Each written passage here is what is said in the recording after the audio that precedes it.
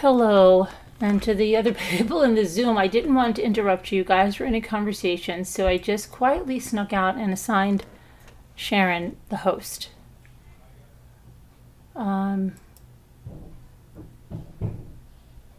Today, we're going to talk about two cheerleaders, one in Ohio and one in New Mexico. Hi, Earthbound.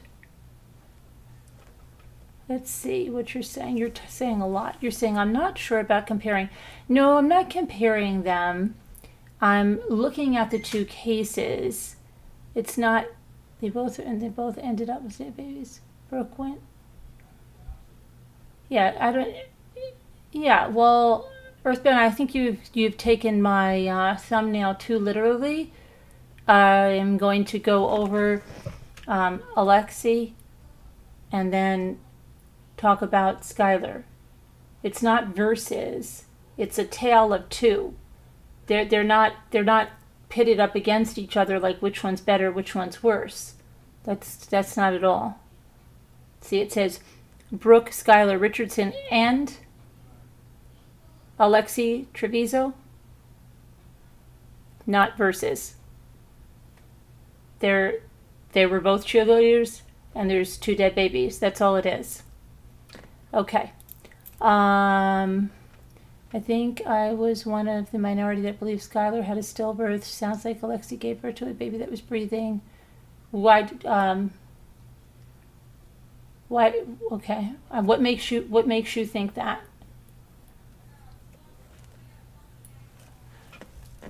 Going to be a late start. Okay. No, we're not a late start. Are you okay, Earthbound? Fireworks are going off like crazy. No, it's raining here. Hi, Lady Elaine. Hi, Chris Ree, Margot, Al, Janae, Sassy. Okay, so hi, Frilly. All right. So Brooke Skylar Richardson, we followed that whole trial. That was back in 2019. Brooke was a very popular cheerleader in Ohio. Her mother was very concerned about her appearance. There were texts from the mother to Brooke always about her weight and, oh, don't ever let yourself get like that again and whatnot, right? And so Brooke ended up getting pregnant. Allegedly, no one knew about this. There were laxatives and things she was taking. And one night, so she says, she gives birth in the bathroom, claims the baby was stillborn.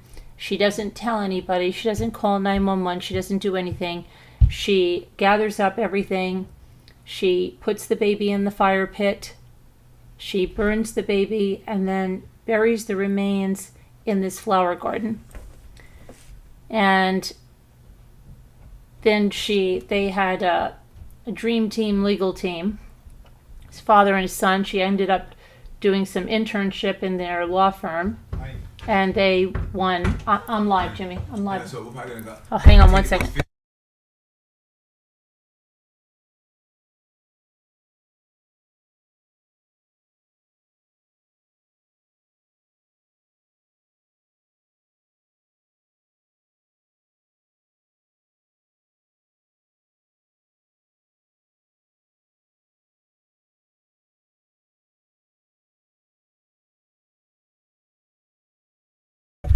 All right, hello. Sorry about that. So, let me see. Happy 4th of July. Yeah, we should have the fireworks hopefully tomorrow night. It's just been raining torrentially. So, anyway, she went through the whole trial. She had an eating disorder. And she was found, she was found not guilty. The judge, he really, let me see if they put what the judge said to her, because I remember that. The judge kind of read her a little bit of a write-out.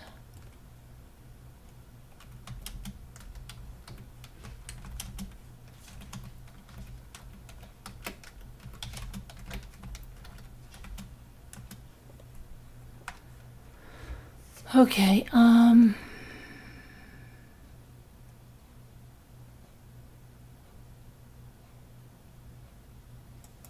judge let their feelings be known. Definitely here, that's exactly what, remember here about that. So the judge took a few minutes before sentencing her Friday to share his feelings about the case and admonished her for a grotesque disregard for life.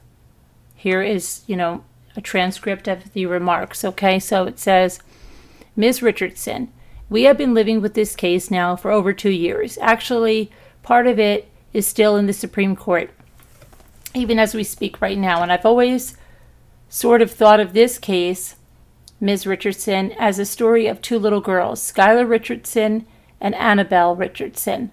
And I have a daughter about your age, Ms. Richardson, and I have a granddaughter about the age that Annabelle would be right now. Here, this is a picture of the judge. Come on.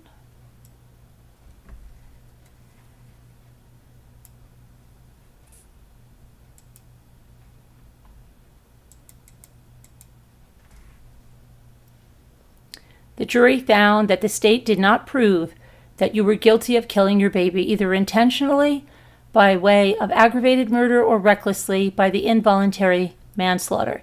But in all of this mess that we have with this case, I think what often gets overlooked, Ms. Richardson, is just how precious life is.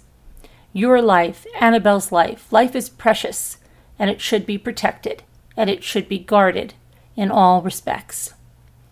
And I have reviewed all of the expert reports in this case. I listened to the experts' testimony in this case. I firmly believe, in fact, I know in my heart, that if you would have made different decisions in this case, Annabelle would be here today. And I know that might be difficult for you to hear.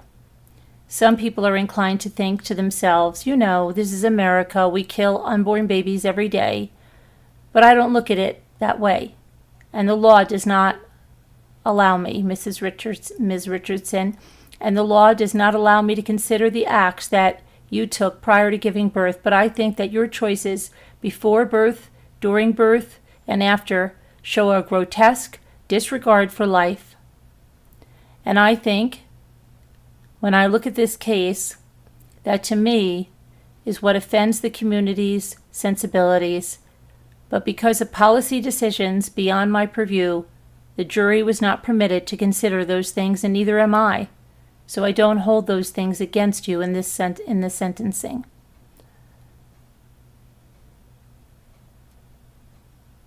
The jury took 4 hours after 8 days of testimony to acquit Brooke Skylar Richardson of aggravated murder, involuntary manslaughter, and child endangerment. The judge convicted her on the felony of abuse of a corpse. She was sentenced to 7 days in jail, which she noted she had already served, and then to 3 years of community supervision.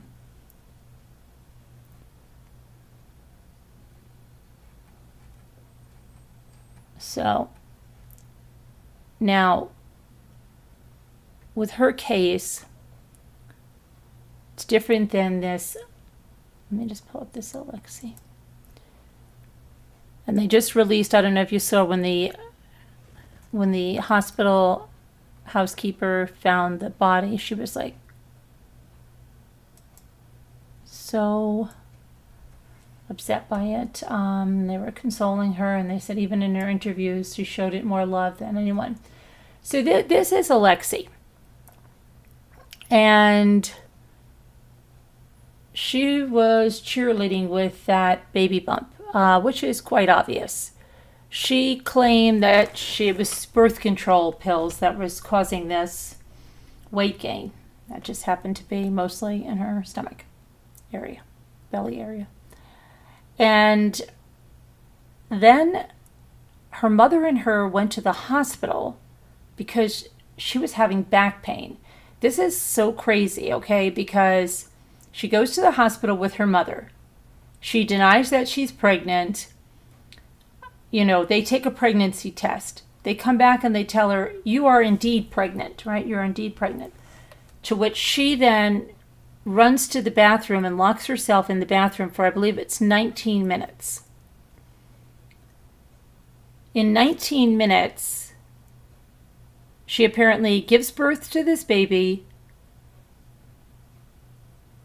Somehow they said it was so rudimentary the way she like ripped off the umbilical cord, takes the garbage, like takes the liner out of it, puts the baby in a plastic bag, knots it, then puts another liner on top of it, and then she had toilet paper or something on the baby. And they start going to the door at about 19 minutes. And when they open the door, they see her, covered in blood, and they thought she had tried to hurt herself. I mean, they're not thinking she gave birth they're thinking she hurt herself. But then they go and look for a baby, right? So they're looking in the toilet tank, they're looking on the top of the garbage. No baby, no baby. I don't even understand how she has this amount of blood on her, and she's like back on the gurney without, you don't even see any blood on anywhere. So anyway, she's on the gurney, and then they find the baby. The housekeeper goes in to start cleaning up this bloody mess, picks up the garbage, heavier than normal, goes to the garbage, finds the baby. The baby is then cold and blue and no signs of life. So they go back into the hospital room with her mother. Her mother starts freaking out. They start telling the mother to calm down. And they said, look, she just had a baby. We have to make sure she's not bleeding. They want to transfer her to some labor and delivery ward of a hospital nearby. So they say, okay. But then they also tell her they're going to involve the police because of how the baby was found. And she's just like, oh, there was no sign, there was nothing, no sign of life. And I panicked. Then her mother's like, didn't you see, about the girls and what happens to this? Don't you know? And so then she gets, she goes to the prom 12 weeks later with her boyfriend, who is allegedly the father of this baby. And this is a boy who she named, according to friends who say she's a narcissist, and it's just really crazy. Here's another picture.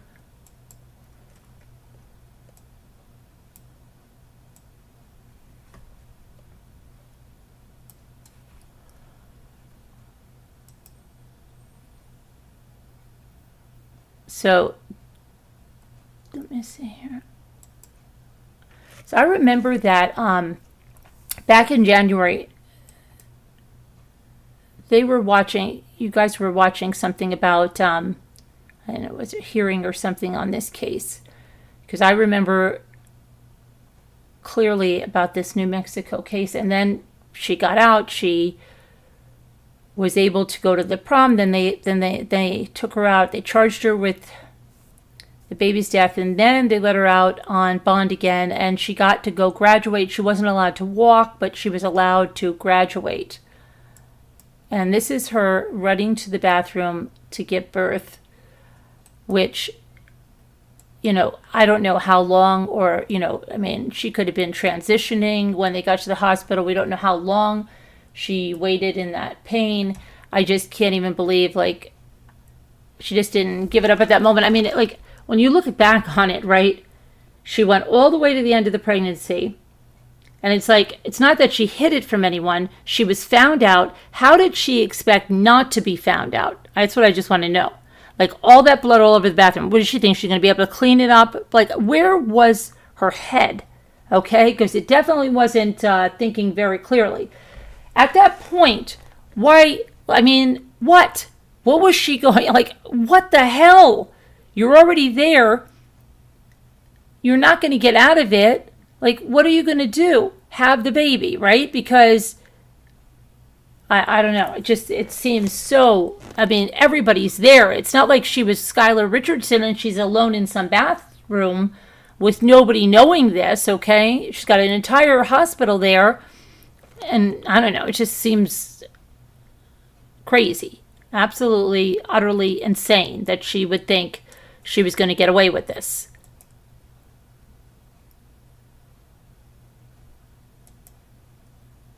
So let's see, the affidavit.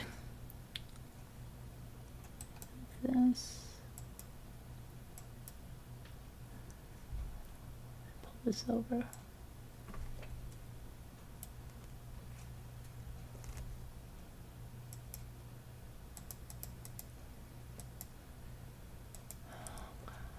So this is, hold on, this is, I'm going to get the other page. Hang on. There's my other page.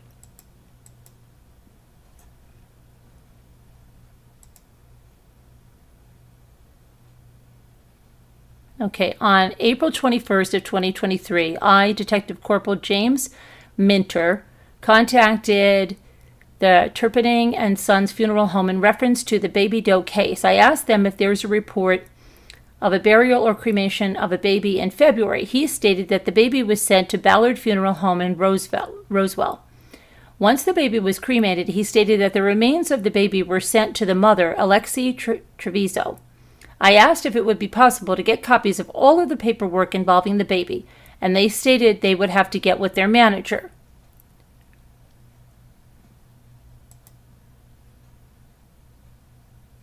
Now, on this affidavit, it says, starts here, it says 8, I then checked the newborn in Trauma 2 as I waited for an OMI field agent to arrive from Carlsbad.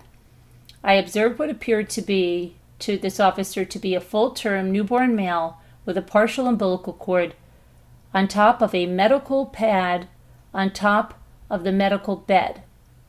I observed the following from AGH security footage of the emergency room 12723.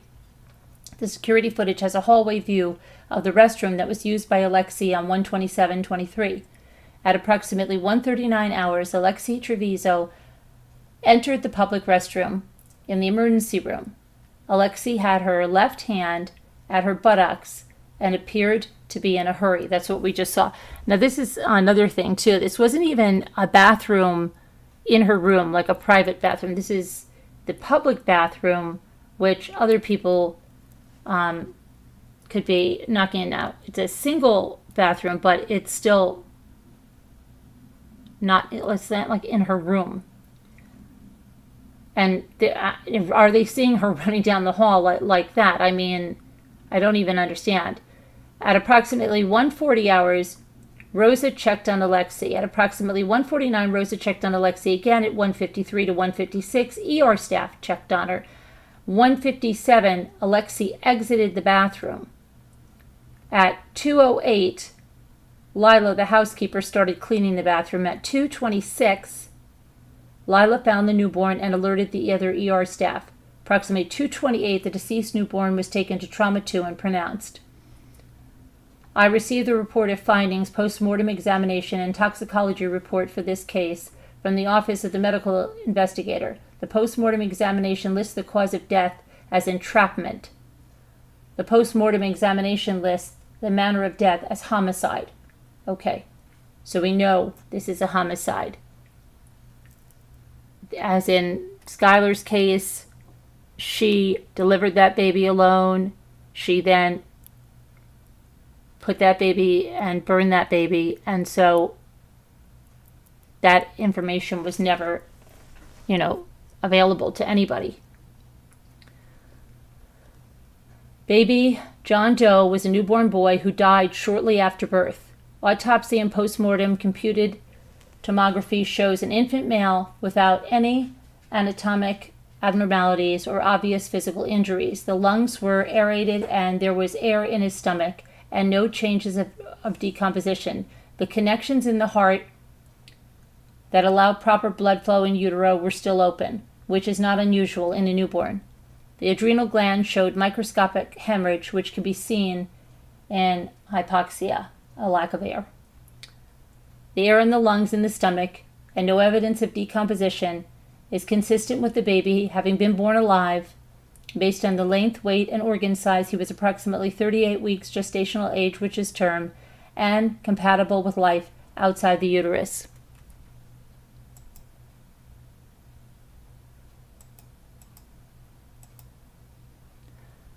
Entrapment occurs when an individual is in an airtight or relatively airtight container, in this case, a tied plastic trash bag, and consumes all of the oxygen until there is no longer enough oxygen to sustain life.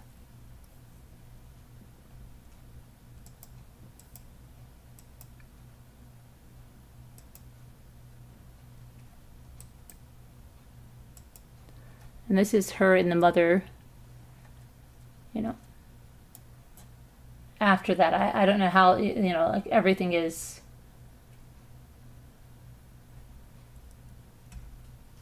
Her mother is Rosa Rodriguez. Okay, she insisted she did not know her daughter was pregnant, and Alexee is saying that she didn't know she was pregnant.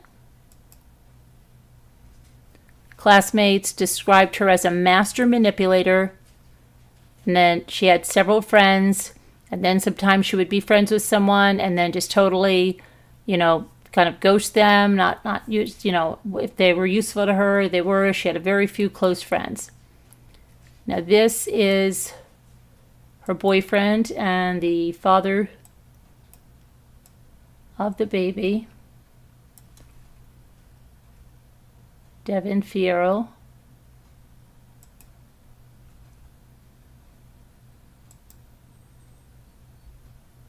And then she went to the prom 12 weeks after giving birth.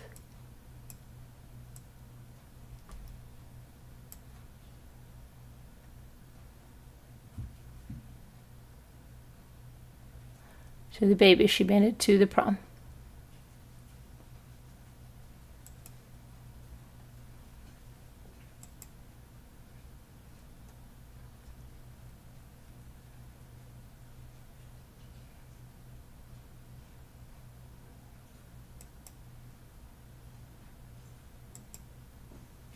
Okay, so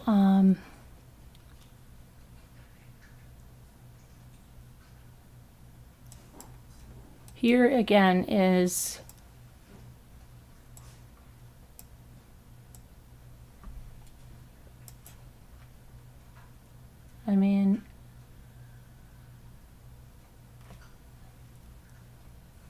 her cheerleading coach had asked if she was pregnant. Again, she said, no, it's just weight gain from birth control pills.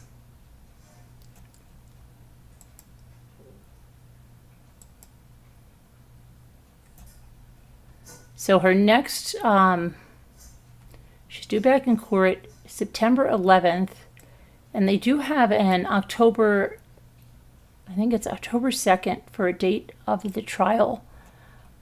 I don't know how that will move across, how quickly it will.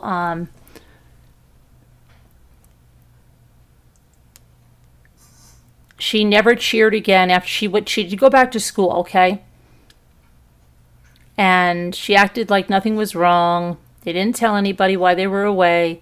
When she returned, she never cheered again, but she would go and stand on the sidelines. Now, the coach would give a reason that when Alexee was away, that they had learned some new routines and that she didn't know them, and that's why she was on the sideline. She was able to make it to the prom, like we just saw, and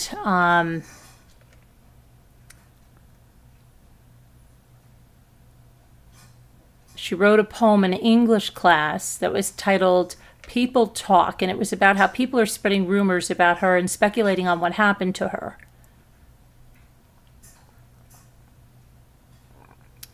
So again, friends described her as a narcissist. She named the baby boy, the one she is accused of killing, Alexee Fierro. She named him Alexee Fierro. And the friend said she deserves some serious prison time if convicted for what she did. She needs to pay for the crime. More importantly, she's going to have to answer to God for what she did to her son. She was ultimately arrested in May after the autopsy report revealed that the baby boy had air in his lungs when he died, suggesting that he was alive and breathing when born.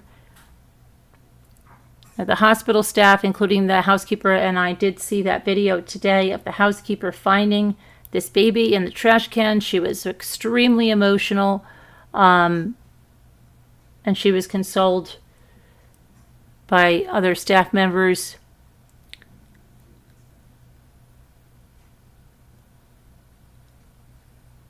So a staff member, a nursing assistant named Lori, or identified as Lori, told detectives how it looked as though Alexee had ripped the umbilical cord like an animal.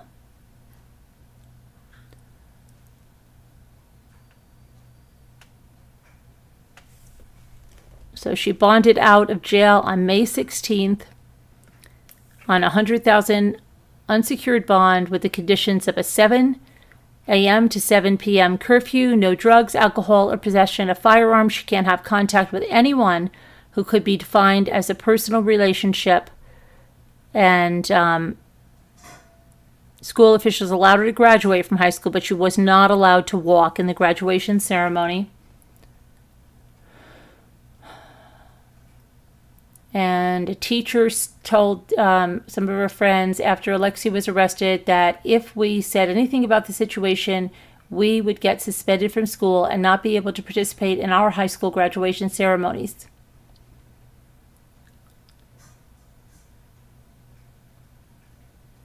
Police tried to speak with Alexee on January 31st, and that was 4 days after the baby died, and again on April 26th.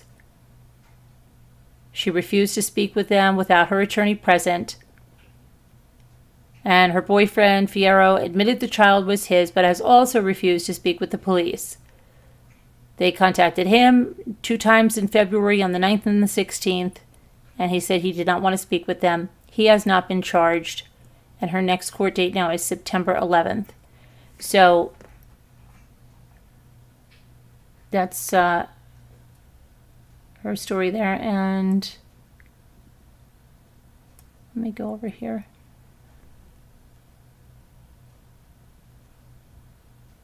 It's definitely a pregnant belly. Yeah, absolutely it is. Hi, Senrisa. Hi, Bucky Ann. Absolutely.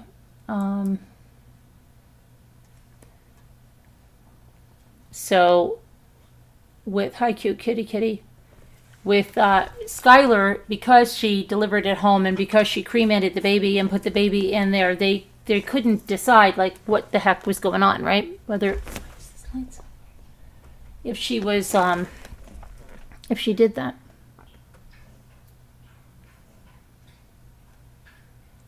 Hi, Super Chat Cat. Hi Native Libra.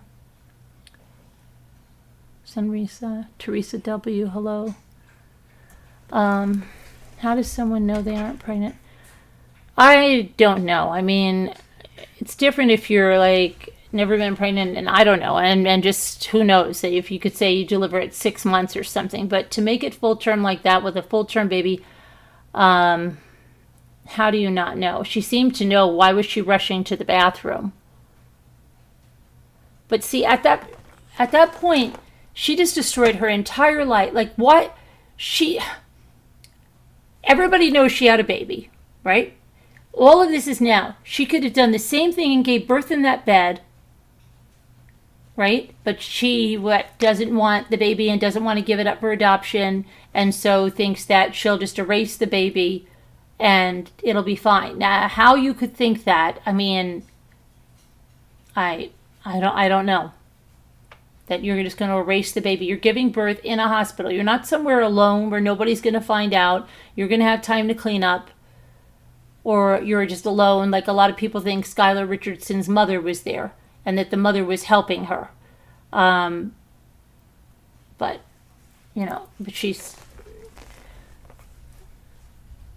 either way, even if the mother was, it's the two of them. And if they decide to keep this secret, yeah, but she's in a hospital.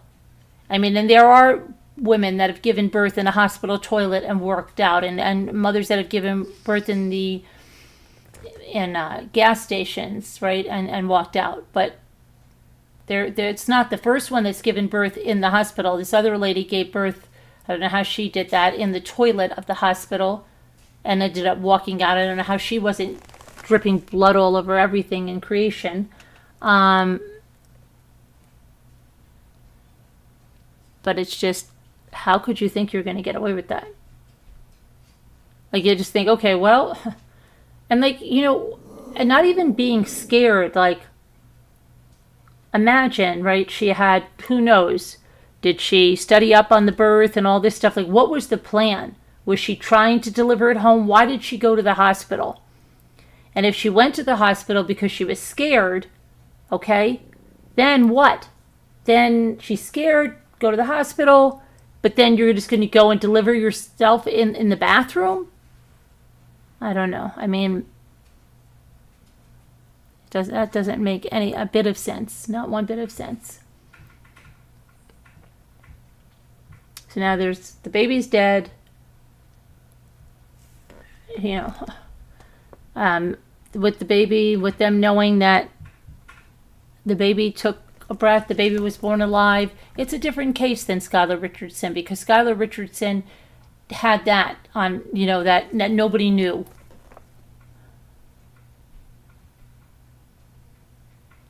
Yeah, cute kitty kitty, it is. It's ridiculous.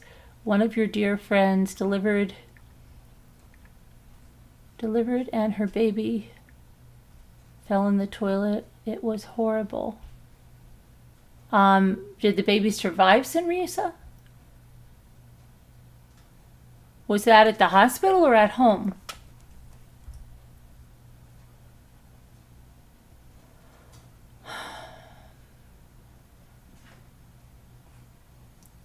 Hi, Annie Millions.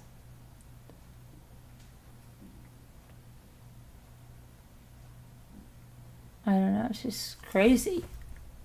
I don't know what they're thinking. I think this is kind of fishy. The boyfriend didn't want to talk, kitty kitty say. She did it at the hospital? Did the baby survive, Senrisa? Like, was she full term or was she early and did that?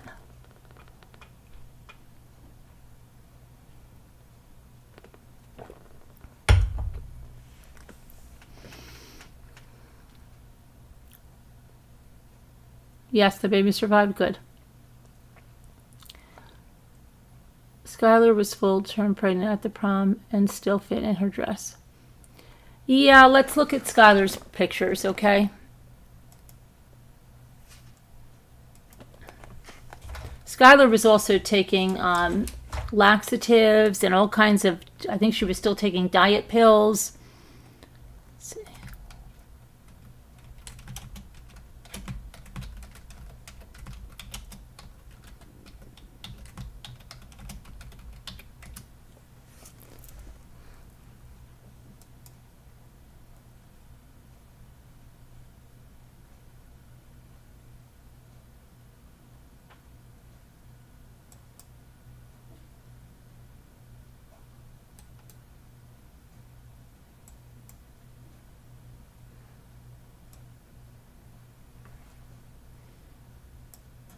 You can see a bump right here.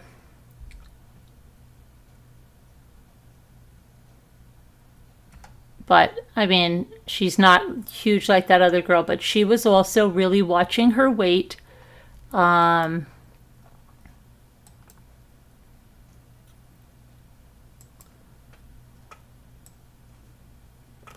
you can see over here, you can see that she's lost her waist. Okay? She doesn't go in anymore. She's definitely has a baby in there. And this was one of the poses. And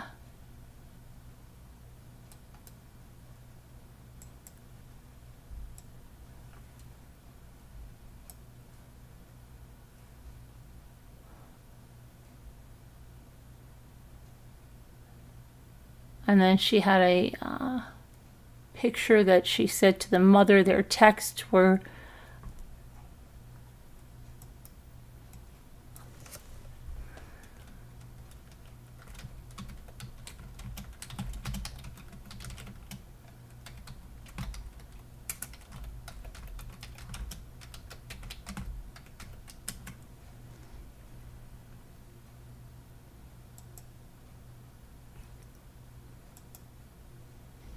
okay. These were, let's see here.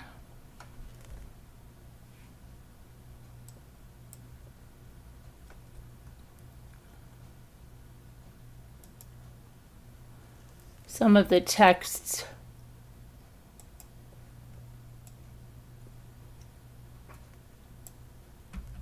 Which, from Kim Richardson. You bossed it, please be careful, but man, you will be the hottest girlfriend at Brandon's games. From Skylar, I feel awesome. That was so great. I'm so happy and proud. First thing Linwood said to me was, wow, you look great. How much weight have you lost? And it made me feel so incredibly proud to say 20 pounds. Then he announced it to the whole class, and everyone clapped and cheered for me. It made me feel so good. And then her mother says, I could cry. You my hero. Skylar says, thanks so much. I feel awesome. I am heading home. She says, you are awesome. The mother says, be careful. Okay, thanks. You know what's crazy? When I went to the gyno on April 25th, I was 149 pounds, and today on May 18th, I weigh 119 pounds. That's, hold on, let's see.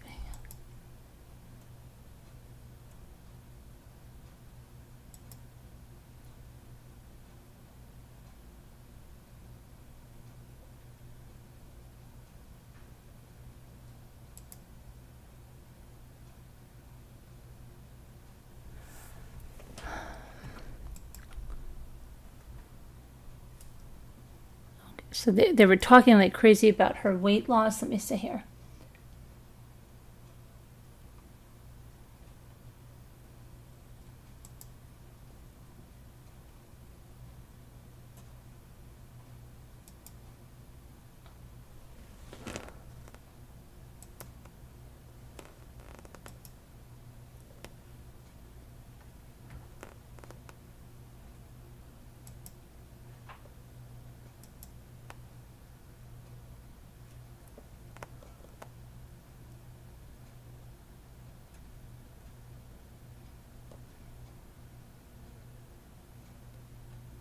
Get to the mother's. The mother said something.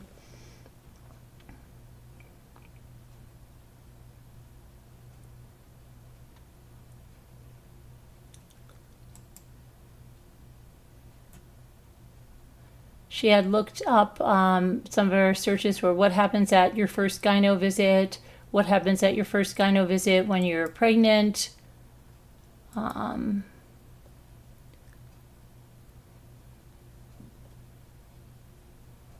Then, let's see.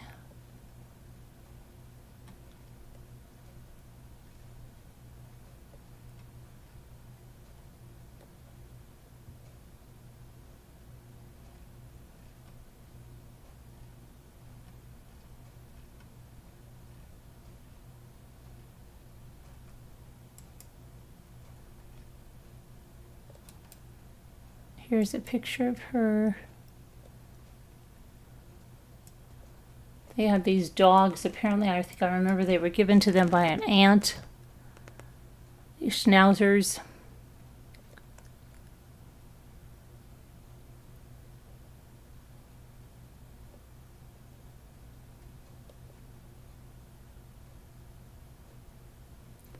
They were the picture perfect American family. You know, they she had their son was a running back on the high school football team. The daughter was a cheerleader. Kim and Scott, you know, they lived in a nice house. They either did yard work and everything like that. They had fires at their fire pit, and that was until July 14th of 2017. On that day, Skylar was at her grandmother's pool playing. Her cell phone rang.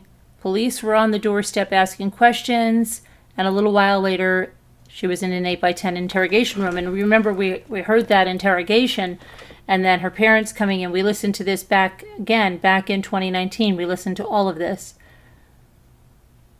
This was just a little bit after her high school prom, when she named her baby Annabelle and buried her in the backyard.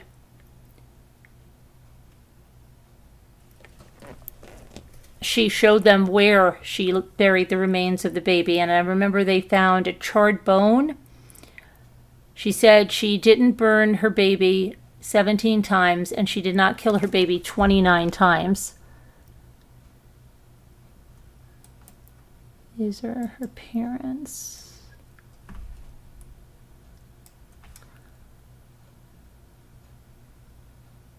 But she said she told them what they wanted to hear, and that's why they got a confession.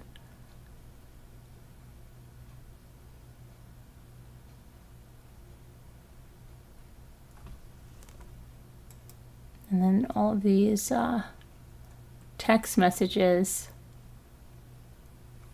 and stuff. There was always around. Her mother was like hyper focused on how her daughter looked, her weight, and her mother really, really liked this boyfriend that she had. And you know, it's like she had her whole life planned out for her with this boyfriend. And then the girl had an eating disorder, so then when she was at the trial, they kept saying, well, so she can get help for her eating disorder, please don't let her stay, you know, in jail any longer. She didn't have to stay in jail. She went home that day.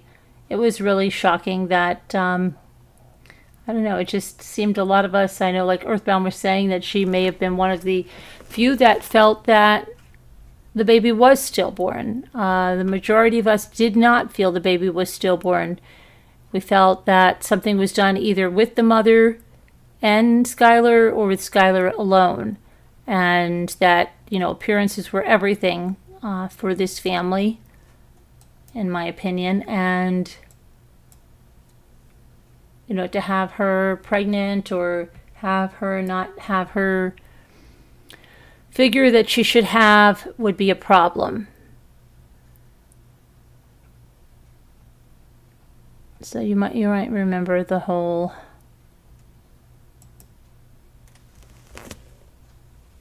trial. She was so glad. The mother was always ordering some kind of I don't know, diet pills or like colon cleanse pills, telling her to take them, and everything revolved around, you know, just your body, a perfect image.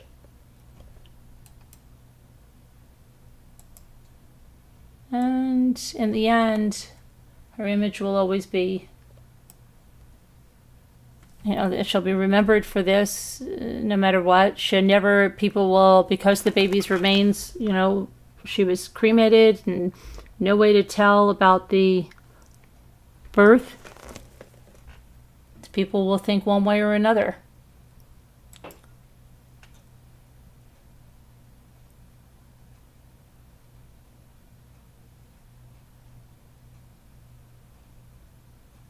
And she is not with baby's father because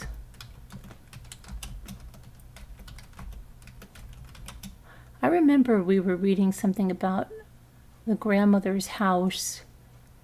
She was at the grandmother's pool, and I remember something when we were going through the trial, they were talking about the grandmother's house. I think there was like a Dateline special where it went through the grandmother's house. So I remember that just came back, flooding back to me.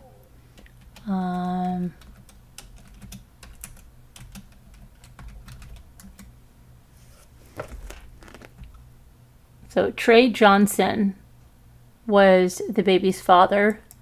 My belly is back. That was that text.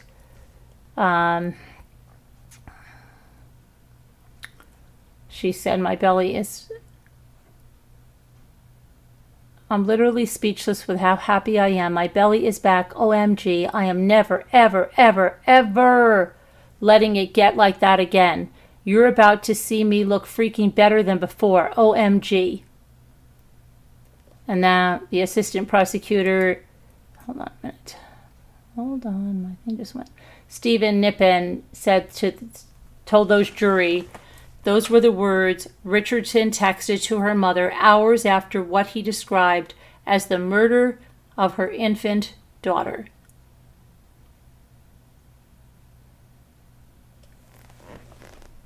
At the time of that text, her mother had yet to find out her daughter was pregnant. She told no one, including the baby's father, and he was the first person that testified in the trial.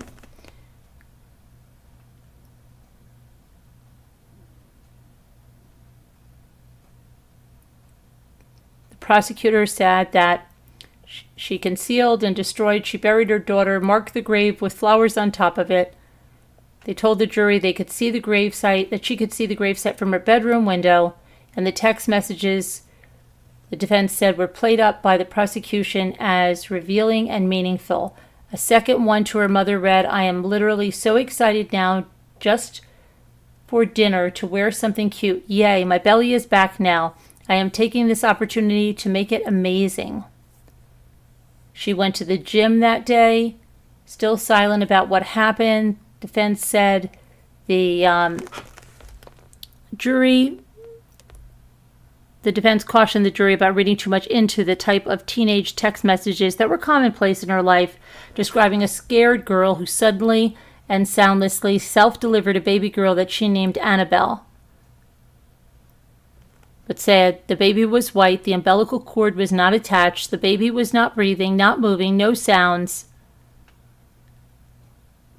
But that's not what the prosecutor alleged. The state does not buy the stillbirth argument, saying that Richardson's admitted to police the child was briefly alive and that she saw the baby's arms move. Jurors were hearing two conflicting accounts of Skylar Richardson and what she's all about. So one accountant says that she was gentle, loving, kind, an individual who had problems, but she wouldn't hurt an insect, let alone be mean to a human being. However, the prosecution said the decision on the life of Brooke's daughter was made before that child was even born. She was not going to see the light of day no matter what. She was determined to tell nobody about the baby, and that's a central part of the case. The doctor that delivered her 20 years ago is the one who informed her that she was pregnant. He took the stand and said how his staff unsuccessfully tried to reach her for follow-up prenatal care visits. They showed her an ultrasound, and the doctor said he told her she would need to tell someone. And he said she had no response that he could remember. And then, she gave birth, she says, in the middle of the night in the bathroom. And she claims the baby was stillborn. She cleaned up everything and did all that, buried the baby. And the defense is saying, oh, well, look, she buried the baby where she could see it and she put flowers on top of it. That means, she was okay. But there's a lot of people that are divided on that case. I don't know why. Okay. She went to her and her mother were like obsessed, Bucky, and with her maintaining the proper weight, and the mother was taking stuff herself. Sanka said, I got pregnant at 17. I now have a beautiful 23-year-old daughter. I couldn't imagine going through what Skylar did.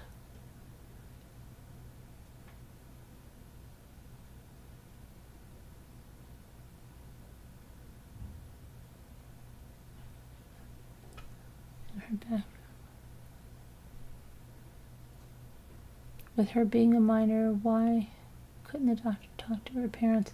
I don't know, Sunkist. I don't know. I think he did try to call, but she erased the messages or something. I have to go back into the whole trial. Let's see now what's going on in headlines.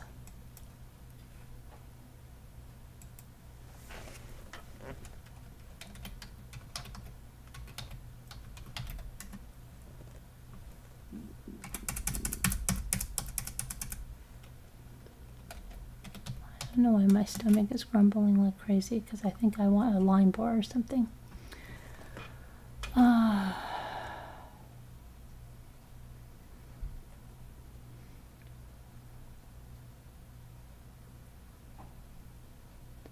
Most of this the stuff that what's in headlines is just so disgusting. I can't even, are so sad.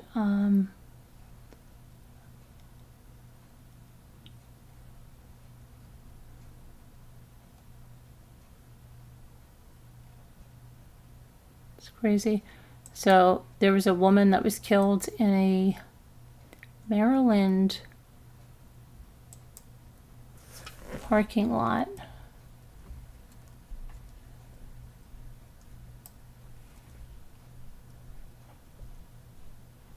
With a stolen forklift. There's a Home Depot. And police were called to the scene 12:30 a.m. Sunday. By the time they arrived, the suspect had rammed the gates of the business and left the scene in the forklift. Deputies canvassed the area. They found the forklift nearby. Suspect gone again. The victim was found underneath it and pronounced dead at the scene. Investigators later said the suspect encountered the woman in the parking lot and hit her with the forklift and left in her vehicle. The car is described as a dark copper-colored Ford Fusion with damage to the front passenger side and a missing side mirror. Police have not named the victim and said it's not clear if she knew the suspect. Police are asking anyone to call with the information, call the Charles County Crime Solvers 1-866-411-TIPS.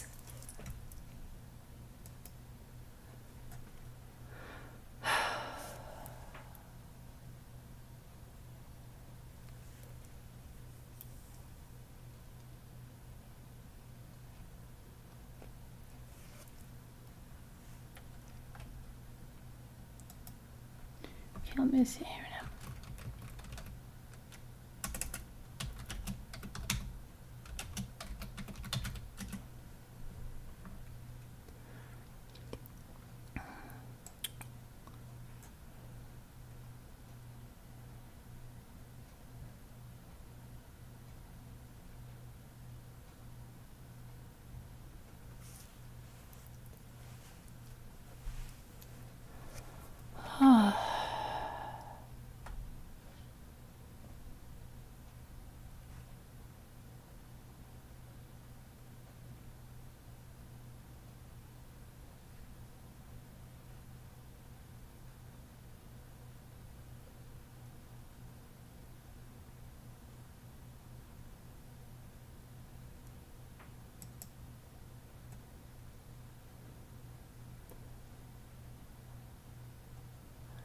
So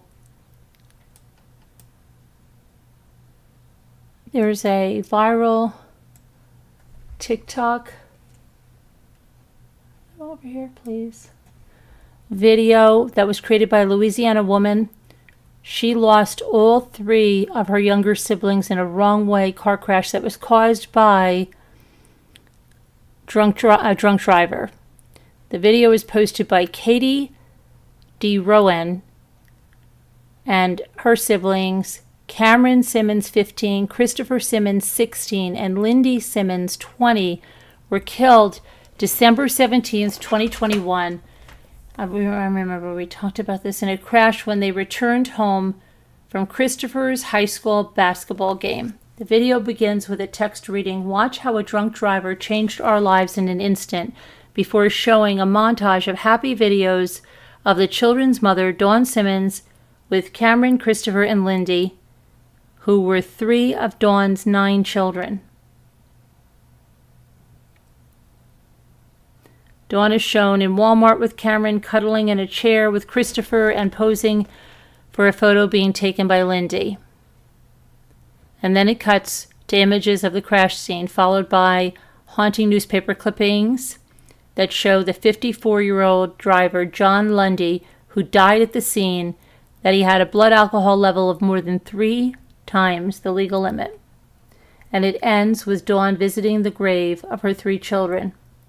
She visits the cemetery every day and keeps a kit to clean their shared headstone.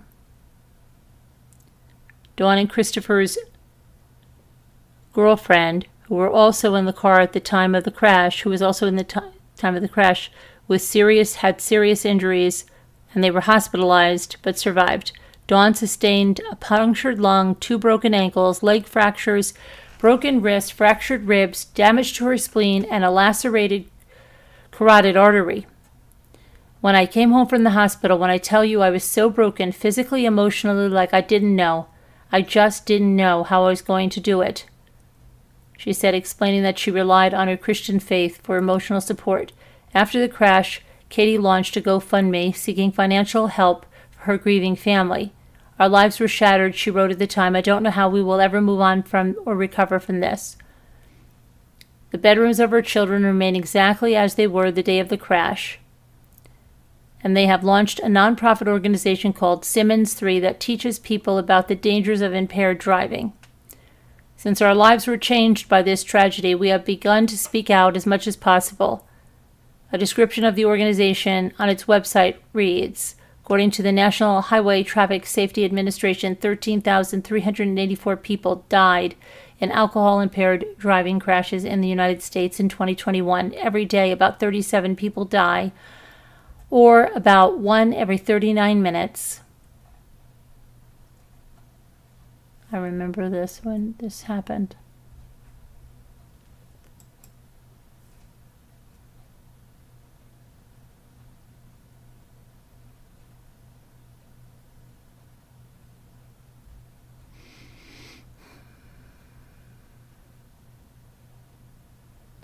That is about all of that for right now.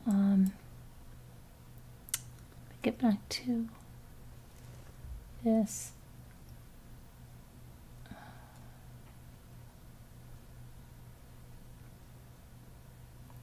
Yeah, terrible.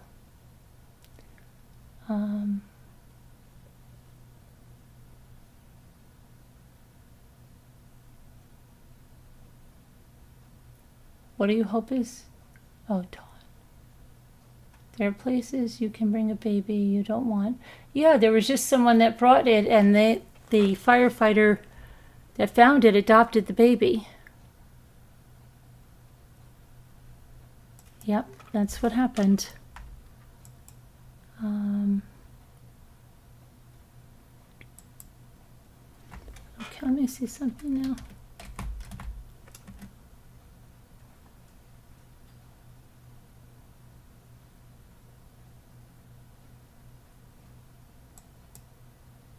Okay, so Sears and Roebuck used to have house plans or something, and I think this is a, hold on a minute. I'm going to do a little bit.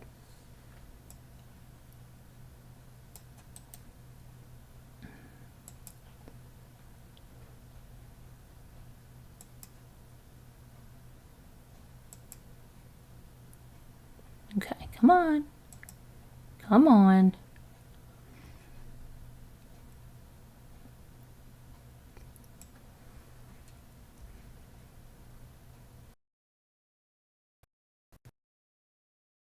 Gang forever. I don't understand what this is taking forever. Come on, get over there. Uh-oh.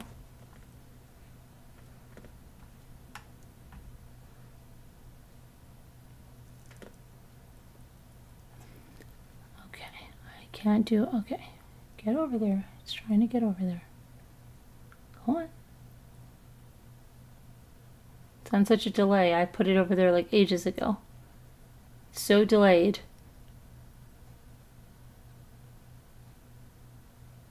It is so freaking delayed.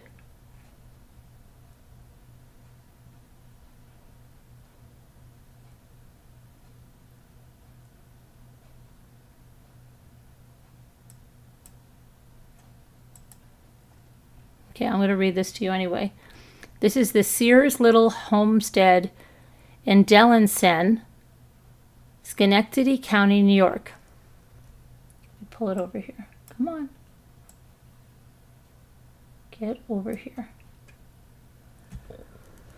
It's offered for sale for the first time since 1850. This is a Civil War era former dairy farm that has been lovingly cared for and maintained by 5 generations. As you enter the 36.86 acre compound from a tree-lined driveway surrounded by daffodils and myrtle, that covered the buried utility lines, you'll be struck by the peace and beauty of the land and feeling that you're entering upstate New York's answer to Brigadoon.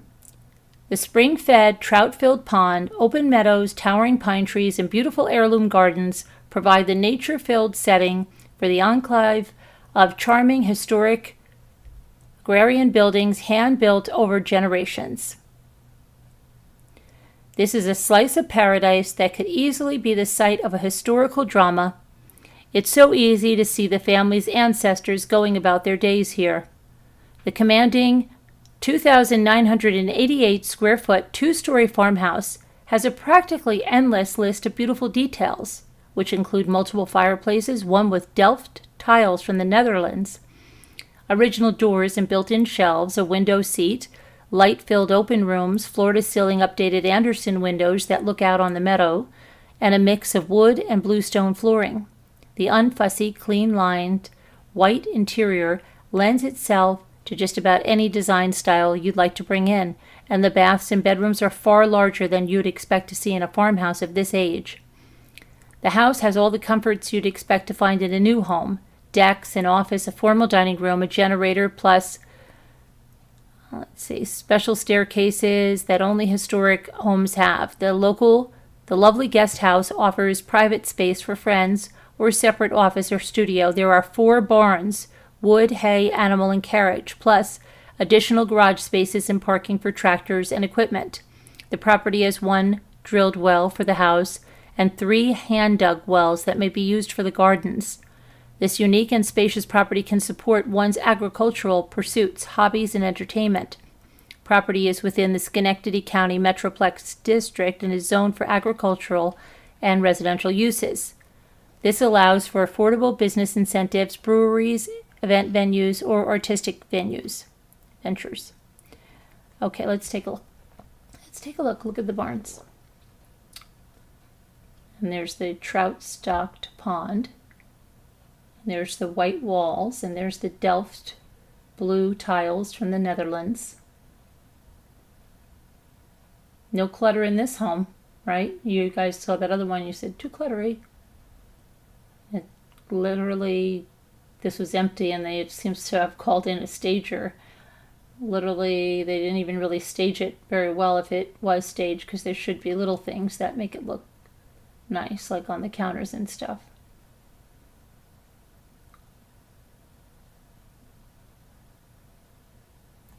Look at these nice built-ins over here. That almost looks like a Hoosier cabinet. This is interesting because doesn't it look like the wall? This is like a wall under that countertop. Isn't that weird? It almost looks like they cloned it. That's so weird.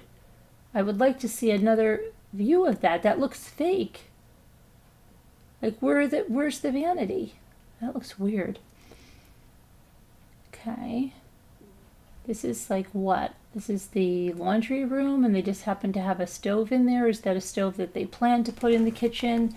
Looks like more tiles here from somewhere.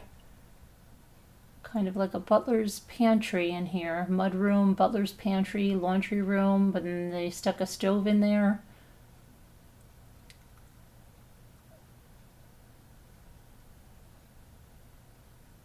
Those are the new Anderson windows. Got another little wet bar that has newer cabinetry there. It's not new, but it's newer. Fireplace. And then look at that slate floor. That window. Arrowheads in them.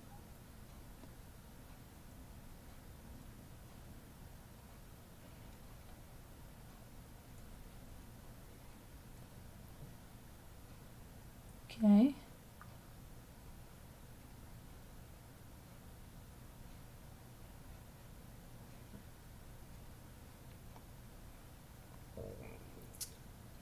So that must be a little bit of cracking up here. And that happens with the, I don't see any water damage. It looks like cracking. It looks like they have already tried to fix that. downstairs.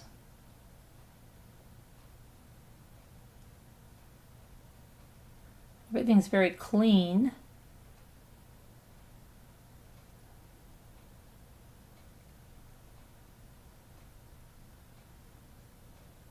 It's one of the barns. Up there, it could be an artist studio, or look at all the wagon wheels. And then this might be the little guest house.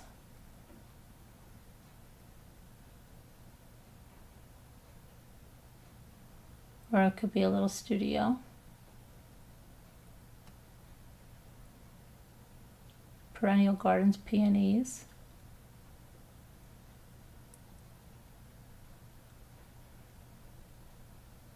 Little pond there.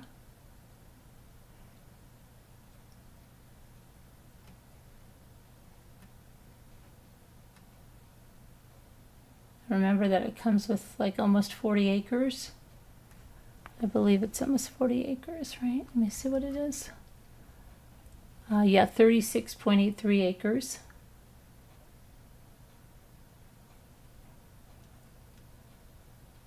All those barns. Little guest house.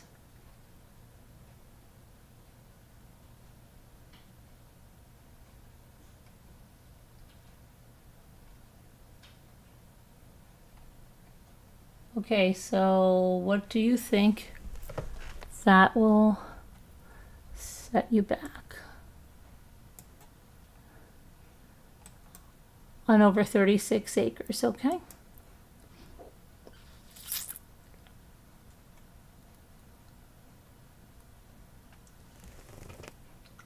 Love it, hate it. You say love it, hate it. You love it and you hate it?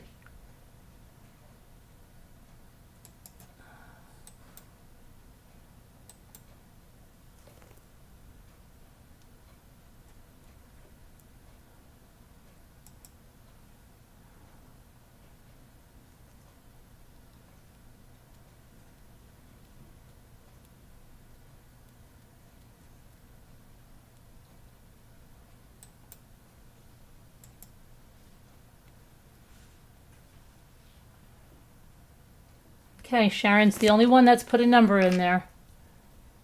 Al says $8.99. Bucky says 1.2. Sharon says $4.39. 1 million says Mary Ann. Sinrisa says at least $1.5 million. So much land. Okay, come on, everybody else, go on, get your stuff in. Come along now. Come on, come on, come on. I want to love it, but it's blah. Okay, well, there's the price, $6.99.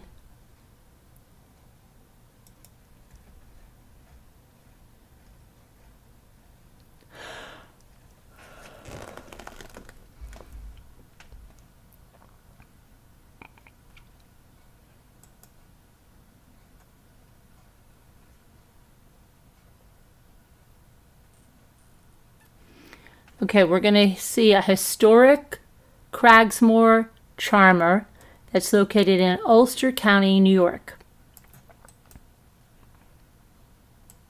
I'm telling you, there's a lot of listings that have come up in the few weeks that we haven't played this game. A lot of new listings. Okay, let me get this. Some of you will like this. You might like this. It's different. You may find it very appealing.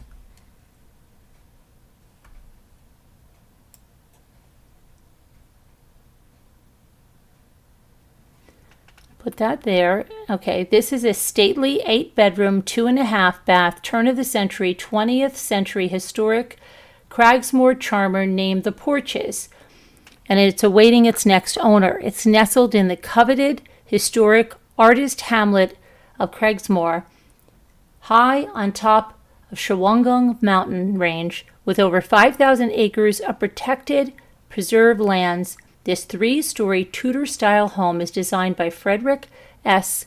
Dellenbach, a founding member of the Cragsmore Artist Colony. Abundant and original details, lovely coffered ceilings in the living and dining rooms with beautiful chestnut woodwork, thick wooden mantels for the fireplaces in the living rooms and dining room, original diamond-paned windows, pine floors throughout the entire house, stone, foundational columns, wainscoting, and much, much more. First floor offers a kitchen with a butler's pantry, which opens to a dining room with a fireplace. Off the dining room is an enclosed porch with lots of multi-paned windows, ideal for warm weather entertaining and relaxing. A living room with a fireplace and wood stove inserts that opens to a west-facing covered porch and a half bath. The second floor has 6 bedrooms and 2 baths with the covered porch off the main bedroom. The third floor is full of original wainscoting, 2 bedrooms, a full bath, and a third covered porch. Classic to the older character-filled homes, there are various nooks and crannies to hold treasured items and useful storage areas. There's also a walkout basement, a 2-car garage with attached 1-bedroom cottage guest house for a guest house or an art studio. The house sits on 2.4 acres of mostly level ground with seasonal views, a few minutes hike to the Bear Hill Preserve. Cragsmoor is unique in its staggering natural beauty and strong sense of community. 1 hour, 45 minutes to the GW Bridge. This makes for easy commuting as a weekend retreat. Once here, you will not want to leave this deeply serene and magical place. Okay, built in 1902.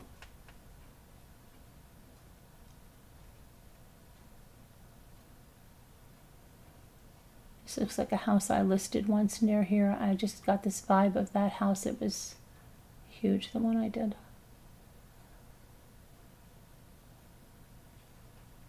I just remember going up that staircase.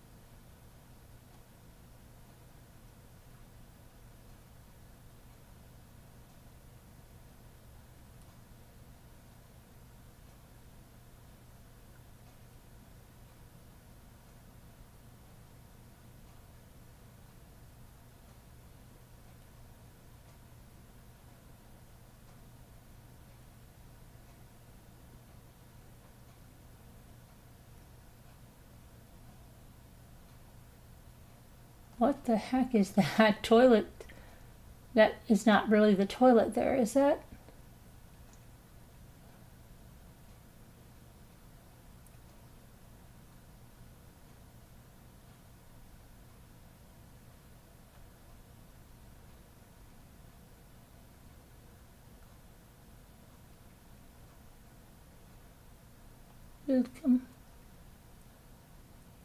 This is the guest house, I guess.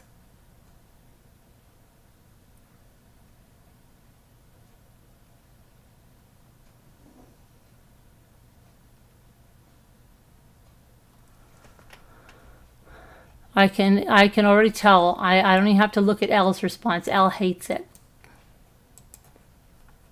I can just know. I don't think anybody likes this house, right? I bet you there's not one person that likes this house. Not one. Not one person. You'd all say, I'm not even taking that for free.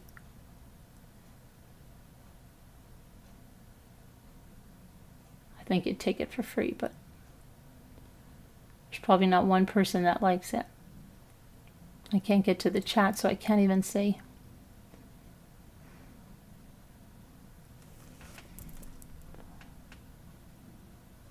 Where's Barb Olson? Barb, where are you?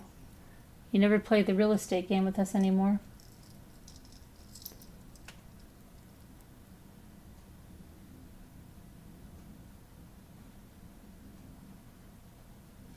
My computer's locking up, so I can't see anything you guys are doing. So just put your prices in. I'll have to see when I get back. I just have 2 black screens. 2 black screens.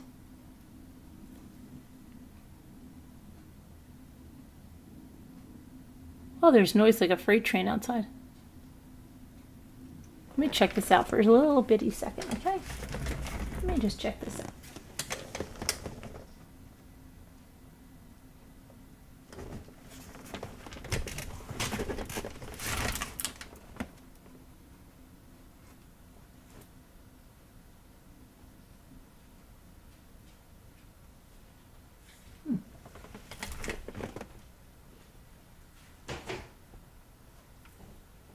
And my screens are completely black. We lost electricity today for like 4 hours.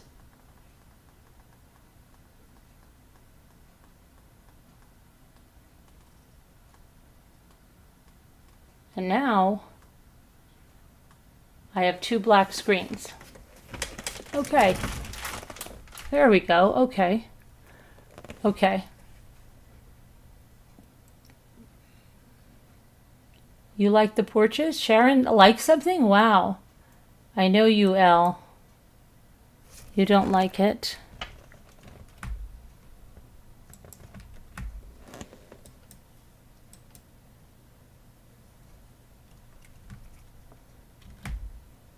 Come on, I'm trying to get the amount in there and it doesn't want to give it. Let me put it in there.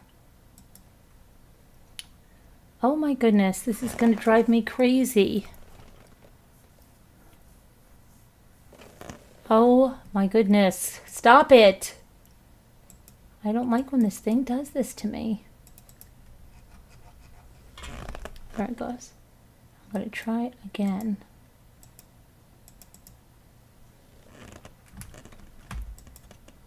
All right, forget it, forget it, forget it. And won't let me put it in there. I'm just going to have to tell you in a minute. Hi, Marianne. Sunkist, you say $7.99. Bucky Ann is saying $4.50. Mary Santos is saying $7.54. If I could ever get my screen to progress, I could tell you. Hang on.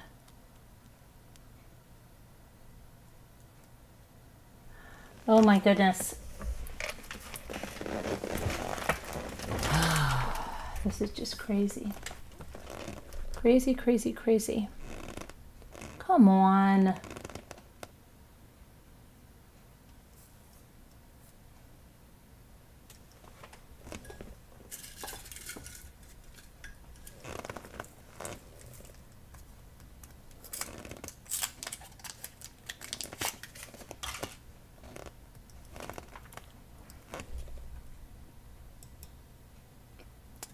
It won't let me move. Away from this page. I believe it was 750,000, but I cannot get back to it now. Let's try to go back this way.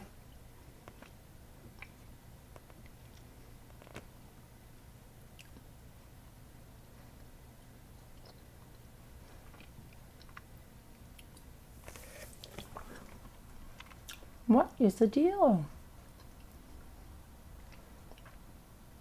Is that a pumpkin over there? This is crazy. You see my hourglass? It doesn't want to allow me to go back there. Unbelievable. Unbelievable. It's unbelievable.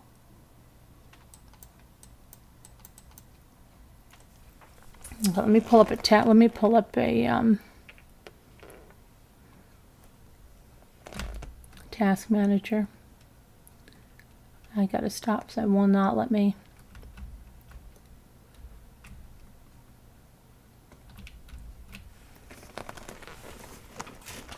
Oh, this is insane. And my computer's been restarted twice today because of the electrical stuff. I don't know why it's doing this.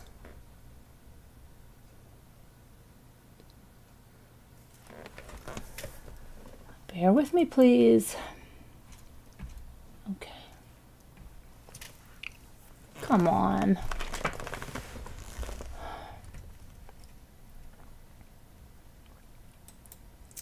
Well, let me shut this down. Hold on, I wish I could get my task manager and get this crap down here.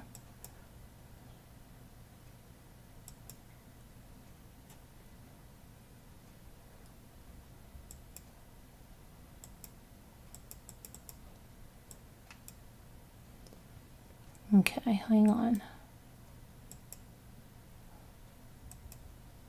Quit, quit, quit. Oh my goodness gracious. All right, now. I've got too much stuff open, so let me just go ahead and close that out.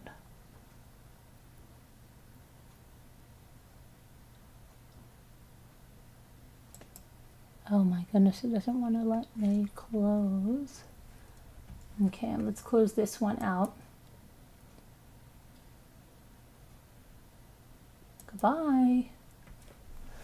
All right, now let me see if it's going to let me go back and get you the price. This is ridiculous, isn't it?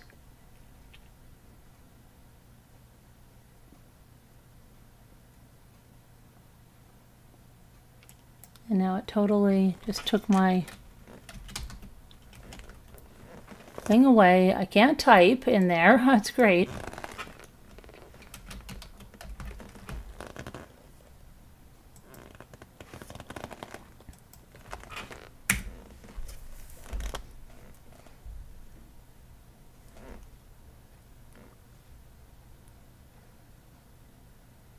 Okay, so now we have to go find this one because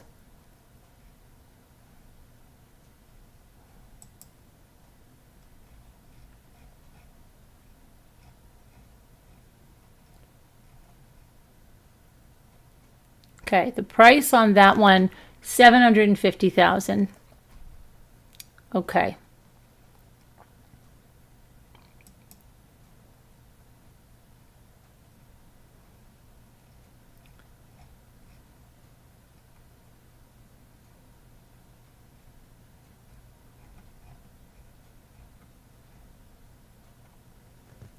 Okay, so let's look at another place right now.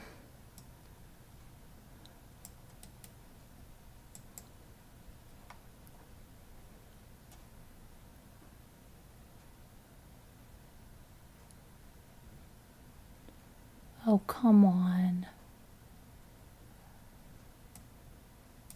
Is this it? This does not look like it. So I have it on everything but that. Let me see.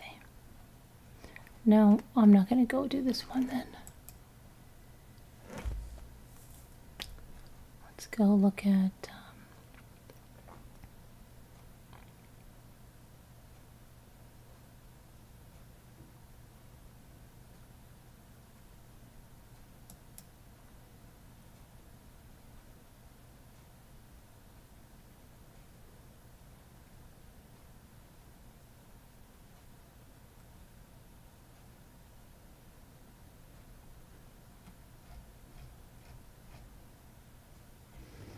okay, let's go look at this now. Let me try to get this. Is a brick Gothic revival farmhouse with an English country garden.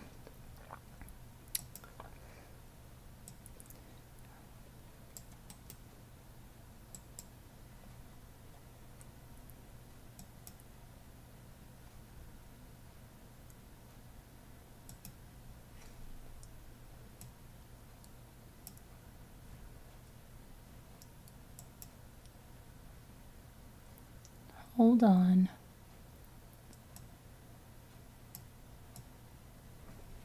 Come on, now get over there. Come on, go over there. Let's go. Come on. Oh my gosh. Okay. It was 7 years before the Civil War, 1854, that this brick Gothic revival finished construction. Situated in the rural agricultural township of Bangor in the Adirondack foothills, area. It is approximately 17 miles from the northerly Adirondack Park boundary and 12 miles from the Canadian border. Major services are found within 6 miles of the Malone Village. The Malone Village is also the county seat for Franklin City. In 1931, gangster Dutch Schultz was tried for tax evasion in its very courthouse that's still in use today, and he was acquitted. Apparently, farmers do not make the best jurors for various reasons. Today, Malone is far calmer than its wild Prohibition-era times, and most consider it more authentic than the tourist economy Adirondack high peak villages of Saranac Lake, 50 miles, and Lake Placid, 60 miles. This area is known for famous Trent Jones designed golf course. That's weird that her boyfriend wasn't his name Trent something? We just read. Okay. Titus Mountain Ski Center and river fishing.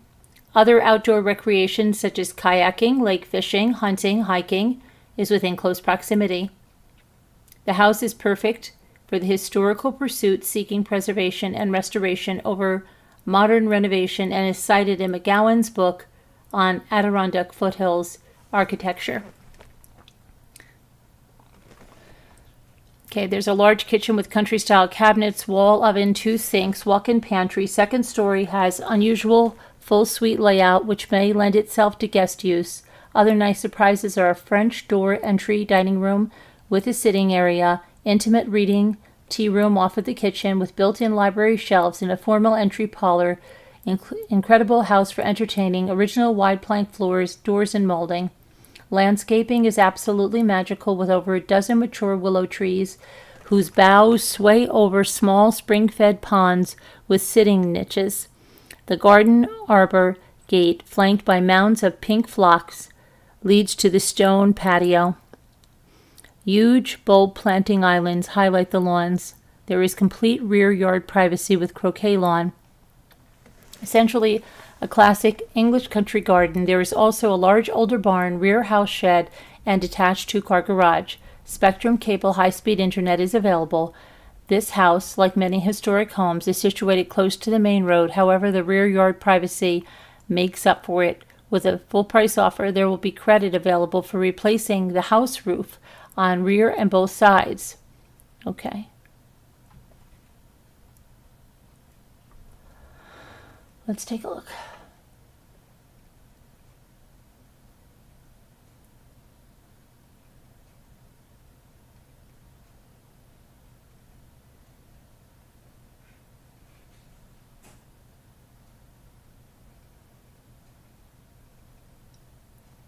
Wow, look at those gardens.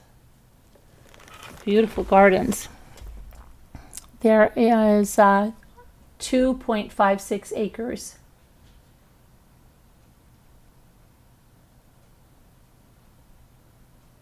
Look at the willows.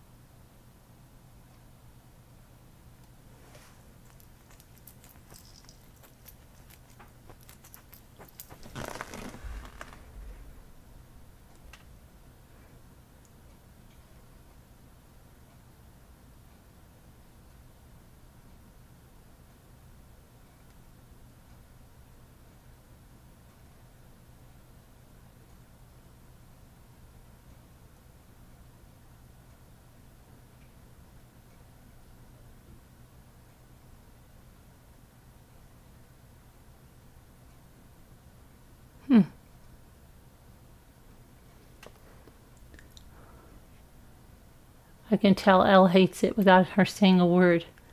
Elle is hating this. What is this, like a little child over here? That's so strange.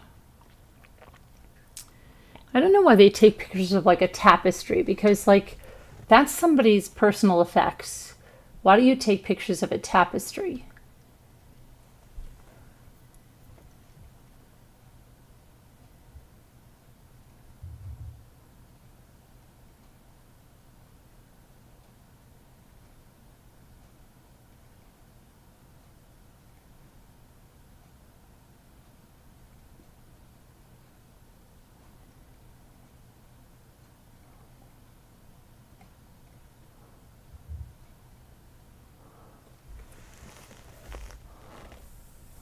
Okay, how much is that? Okay, how much? How much?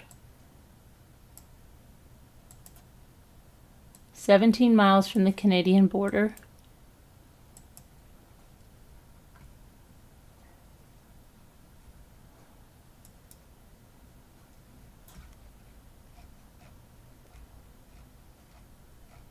How much?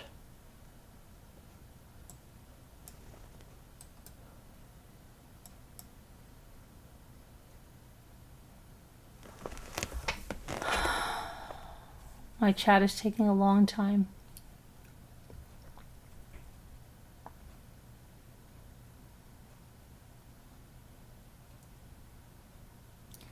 Teresa says, I love the yard, inside not so much. Love the outside. Sharon says, hate those floors. The black and white floors? Okay, so Marianne says $750. Mary Santos says $645. Elle says $399. Bucky N says $425. Sanrisa says $450. Sharon says $439. Teresa says $650.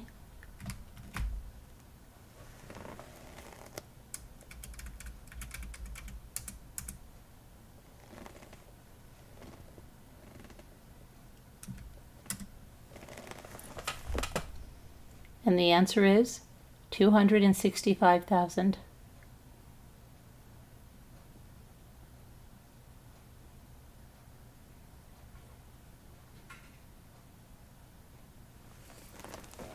$265. Wow, Marianne says, wow. Okay.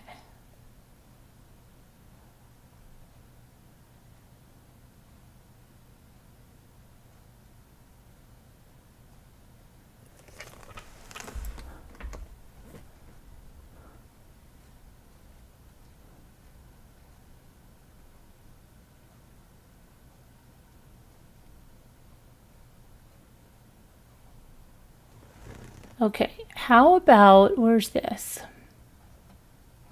Where is this? Okay, we're going to go to Jamesport, New York. I don't know why all their new listings are in New York, but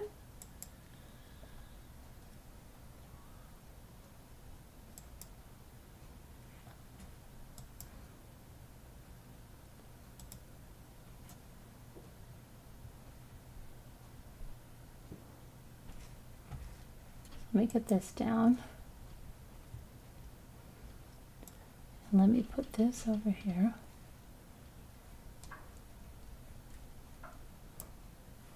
All right. Now this, own a bit of history and get everything you want. Fishing, boating, and a beach lifestyle. Hey, beach lifestyle.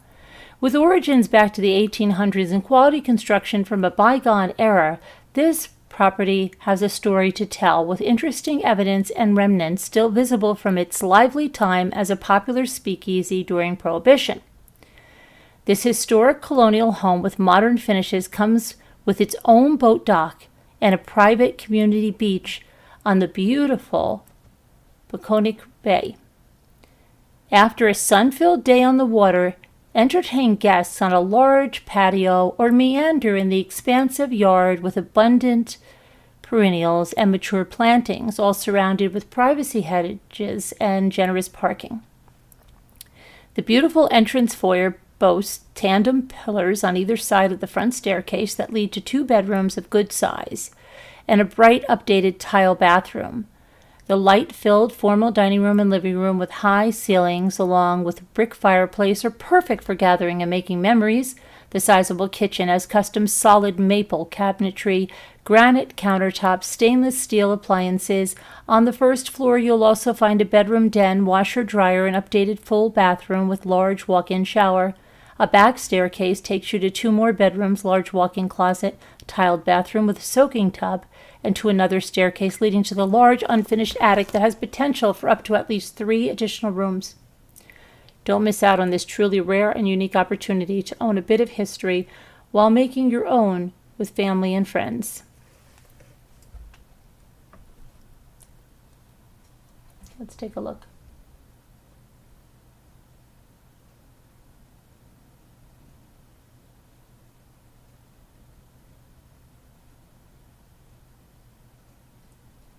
This is odd that there's not more shelves in here or something, right? But that's an easy fix.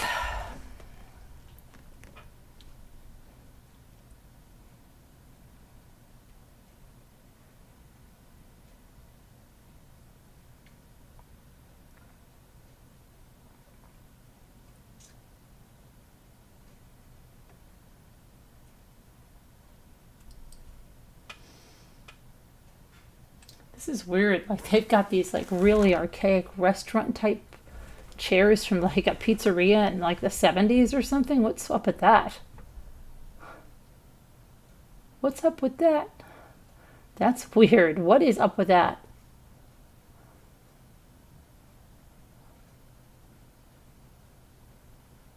Look, and the walk-in shower is right there off the kitchen. The bathroom is right there off the kitchen. I don't like that. It's a nice bathroom, but why is it right off the kitchen like that?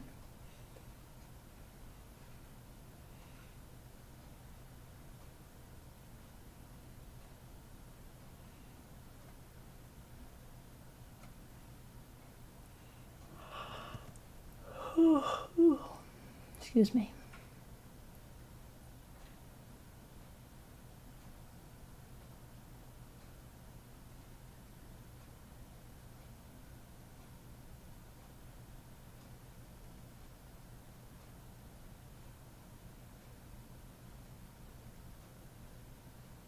Now look how they have the attic and then they have curtains up there.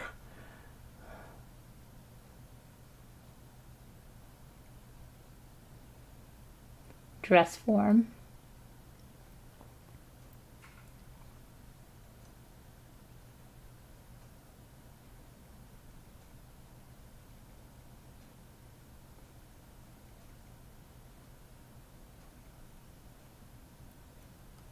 Here's the beach.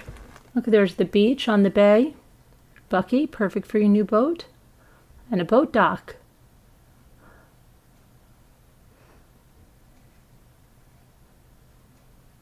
And the beach. Bucky. Okay. Okay, and this is Jamesport, New York. Jamesport, New York. What is that?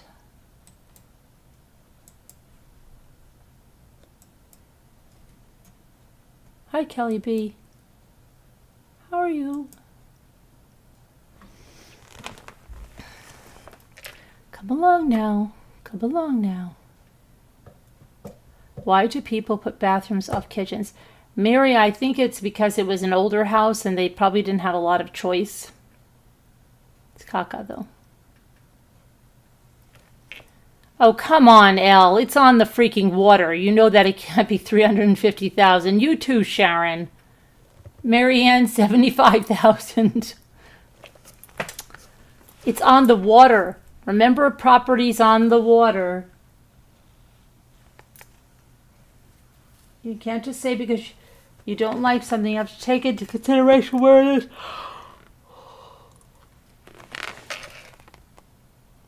Anyone else think it would look pretty with a red metal roof, like a farmhouse look to it?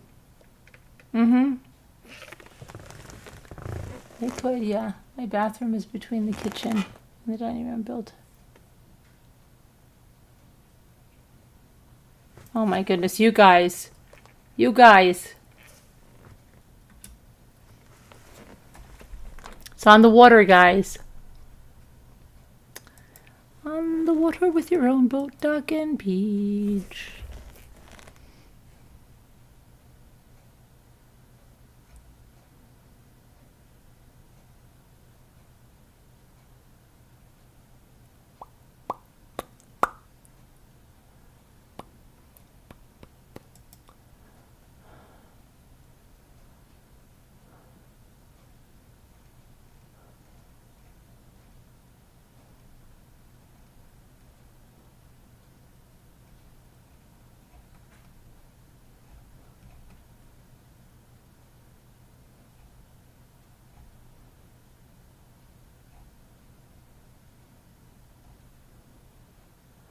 Okay, you want to see a two-family residence on 15 acres of beautiful, mature landscaping.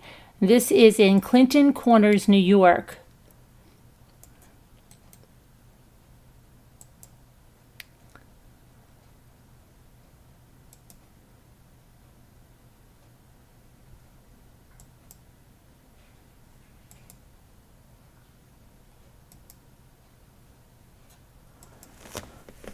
So this is a two-family residence. You could live with one of your children's families, or you could rent one out, or you could live with two friends, like Elle and somebody else. Okay, let's take a look at this.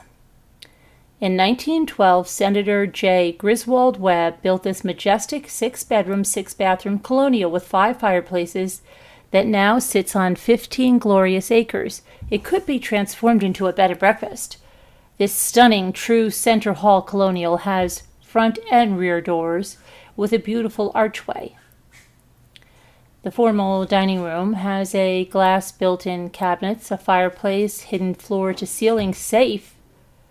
Generously sized main rooms have hardwood floors throughout, original detailed millwork and plaster walls. The well-appointed rooms have tall ceilings and an abundance of windows, and French doors give the interior rooms extraordinary light.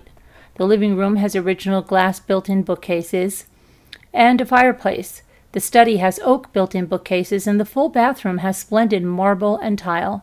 The enclosed porch off of the living room runs the width of the house and has the original windows and doors. The jade-colored tile floor is exquisite, and oversized stone fireplace is perfect for large gatherings on cool nights.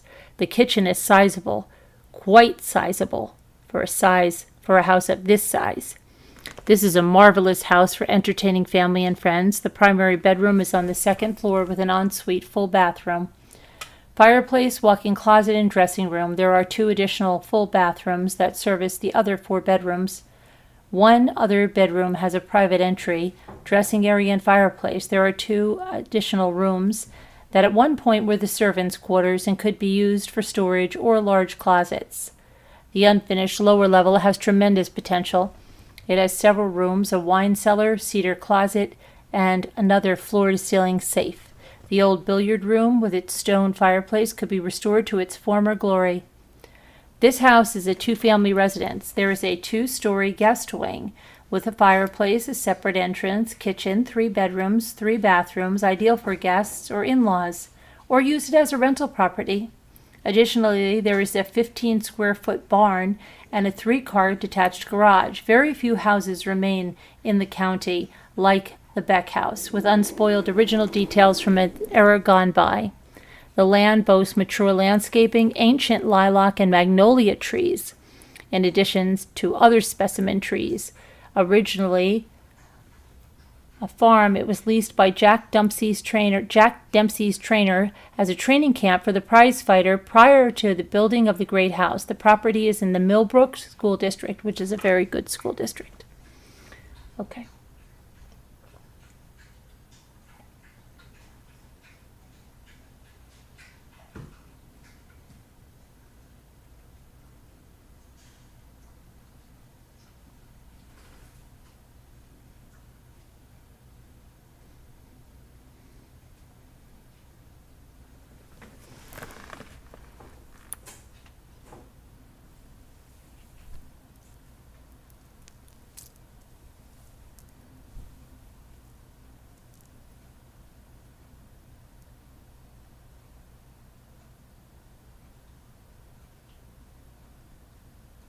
I love the built-ins. Look at the safes. 2 of those safes. I love the built-ins. I'm a sucker for built-ins.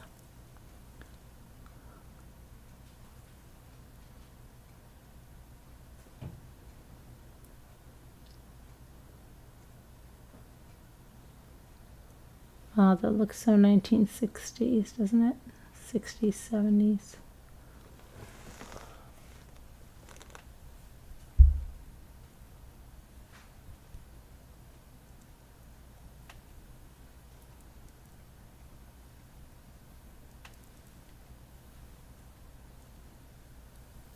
More built-ins. So window panes above the fireplace. Look a little different.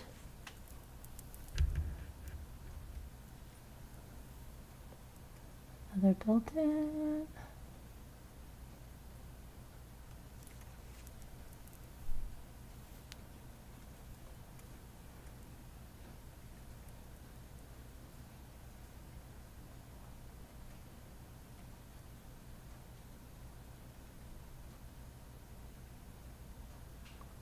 Okay, how much is it? How much is it on 15 acres?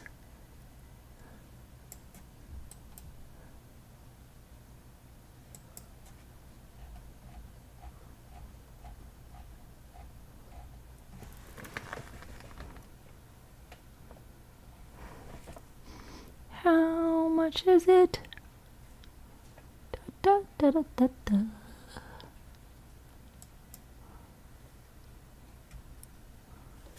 Teresa?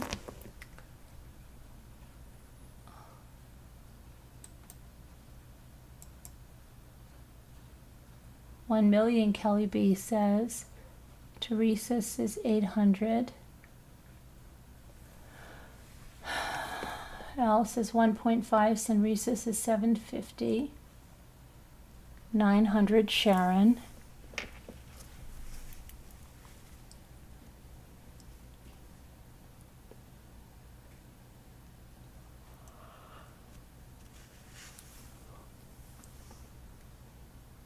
That's a great room. Kitchen was ugh, Sharon says. Sharon is always glass half empty.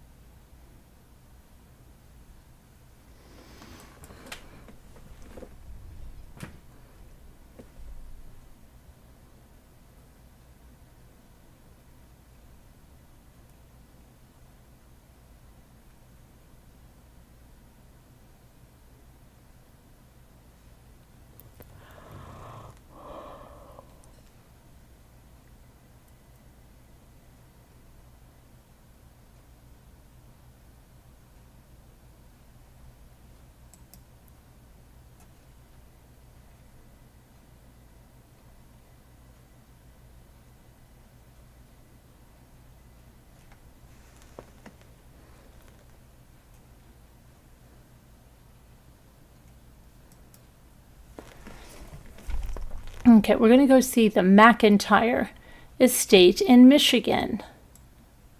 It's in Monroe County.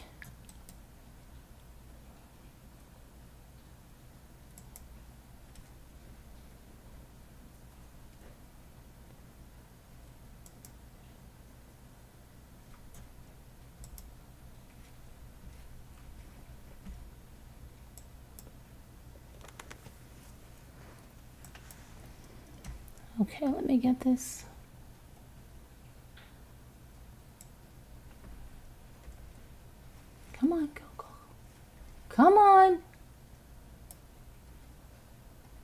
Oh, shoot. You guys, don't look.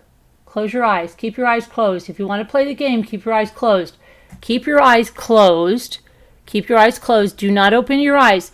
If you're cheaters, you're cheaters. Don't open your eyes. Do not open your eyes.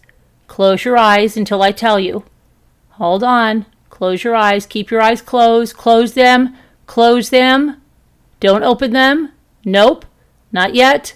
Not yet. Now. You can open your eyes now. Okay. If any of you cheated, then you're just cheaters, and that's all there is to it. Okay. So, this is a magnificent estate complete with 4 buildings on 17 acres. There is a main guest home, a stable with a carriage home above, and a storage barn. The original house started off as a Georgian colonial built in 1922 with ornate hand-painted walls, crystal chandeliers. Okay, the addition includes an 800 square foot indoor pool surrounded with marble and diving board, making the pool room over with hand-painted sinks. Okay, let's take a look. Let's just take a look. Because I think some of you cheated anyway.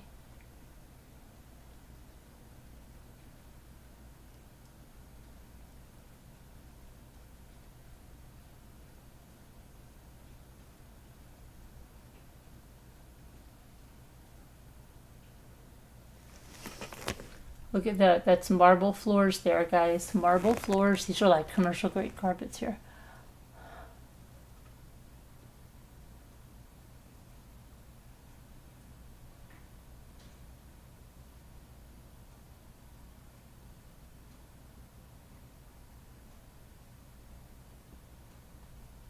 These are laminated. This is my father's company did. These are like glulam beams.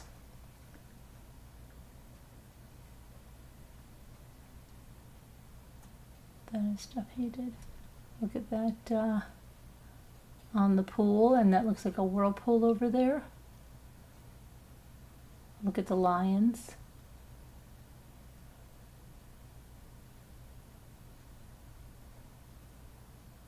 McIntyre.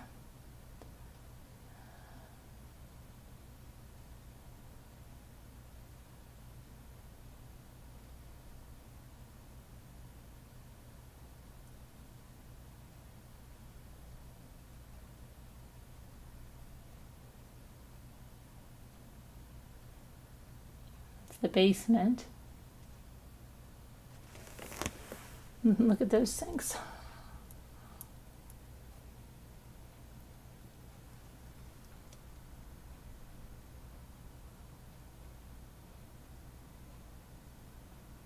This looks almost like I went to a resort like this in what used to be the Playboy Mansion, I think it was, and it's not like the showers were like that. I remember that.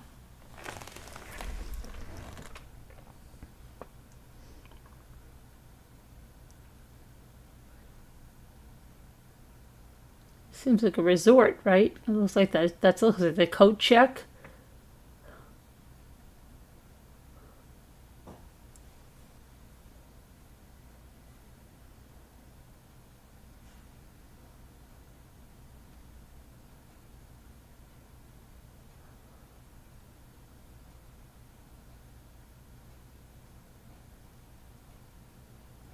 Wow, that's pretty ornate.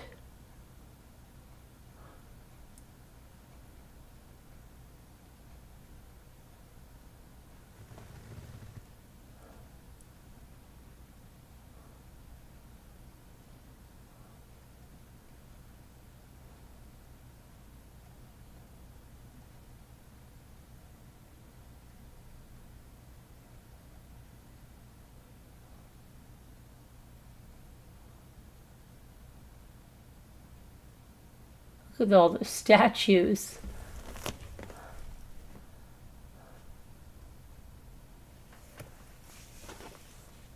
Okay, well, what do you think? How much is that? That compound there.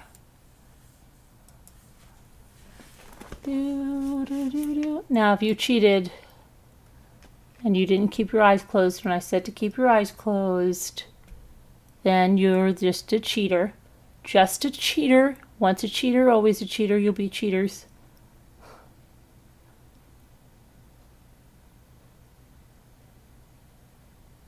Cheater, cheater.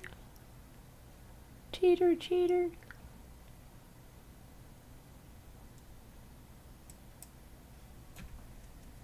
Come on, you guys gotta put your stuff in.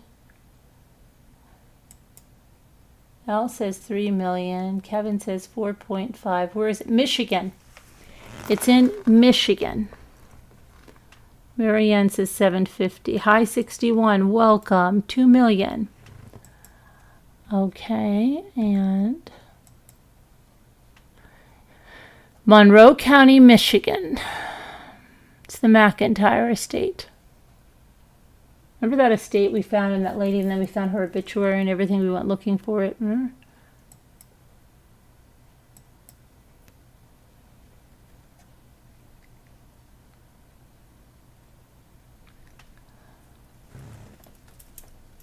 The word estate costs about $1 million, so I'll say 1.78. Okay, well, it is 2.15. So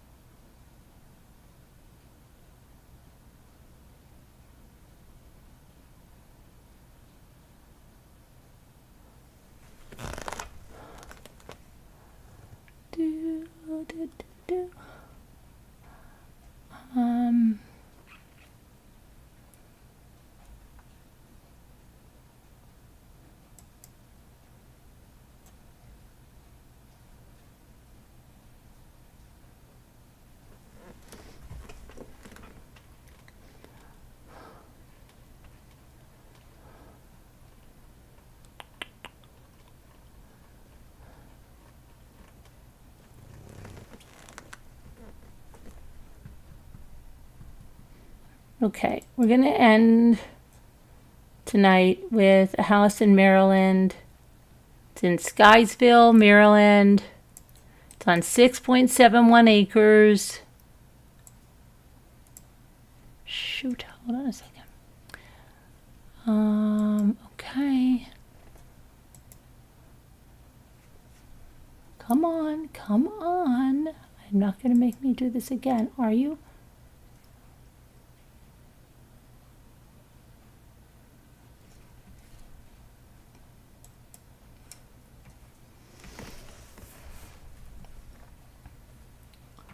All right, let's put this here.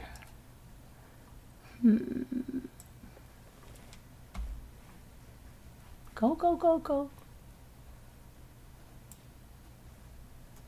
All right, now this right here is the possibilities are endless with this spectacular property. It could be a bed and breakfast, an Airbnb, or just an incredible place to call home and get away from it all. It's a beautifully restored craftsman-style farm home that offers a unique blend of old and new, providing you with a modern luxury and timeless character. A gorgeous restoration with no expense, where no expense was spared. Set back off the road on a private 6.71 acre lot, the setting is spectacular and is perfect for entertaining, gardening, raising animals, or just enjoying the serenity of it all. Serenity now. There is even the potential for a separate lot, perfect to sell, at a second home, or clear to make more space for animals. Step inside, be captivated by the charming foyer with original staircase, large dining room with intricate moldings and custom wallpaper, and the expansive family room with exposed beams with fireplace and wood stove insert. Okay, let's take a look.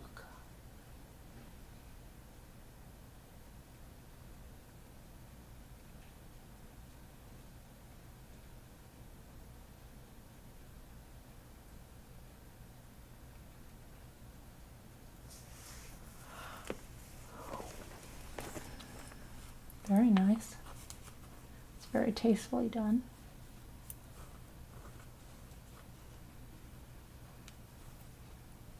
All of that.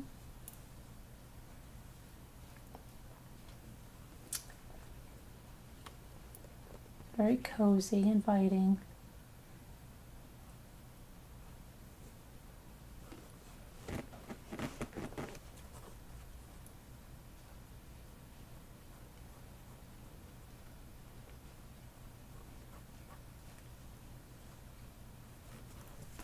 It's nice, it's got like a log home feature there on that wall.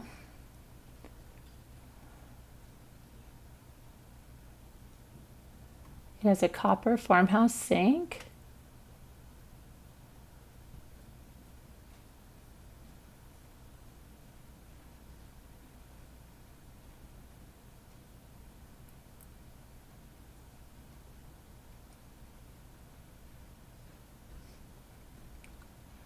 Updated baths.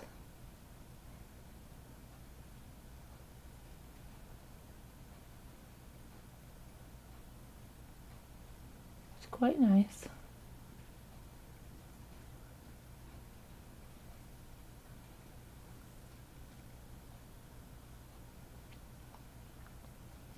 Another nice bathroom. Lots of cabinetry. Washer dryer in there.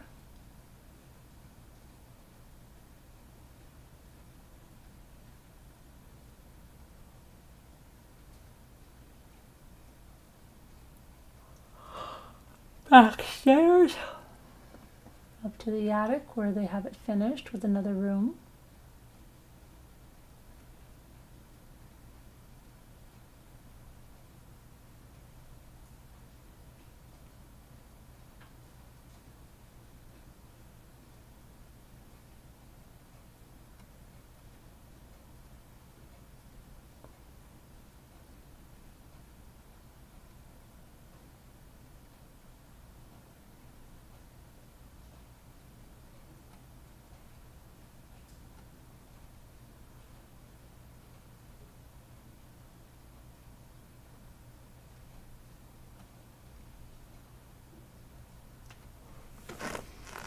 Okay, wine fridge.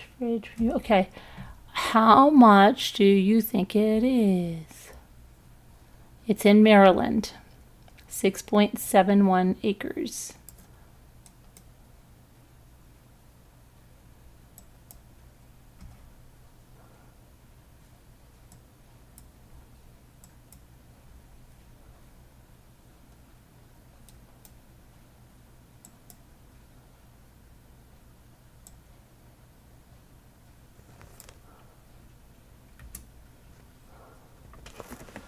Teresa says 875. L says 500,000. 1.3 million, says Kelly. Hello, White Angel. Hello, birthday your girl. Hello. Oh my goodness.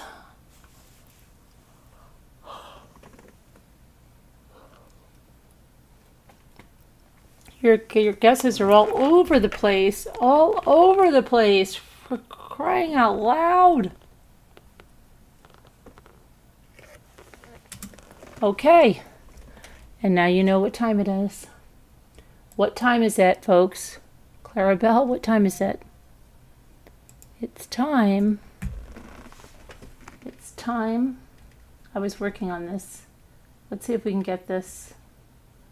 Okay, let me see if I can get these last two words here. Have writer.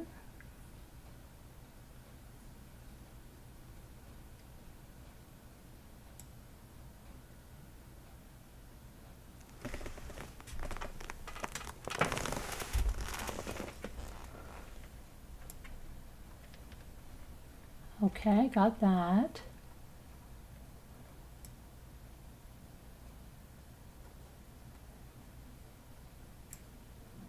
Wow, that was easy. Okay.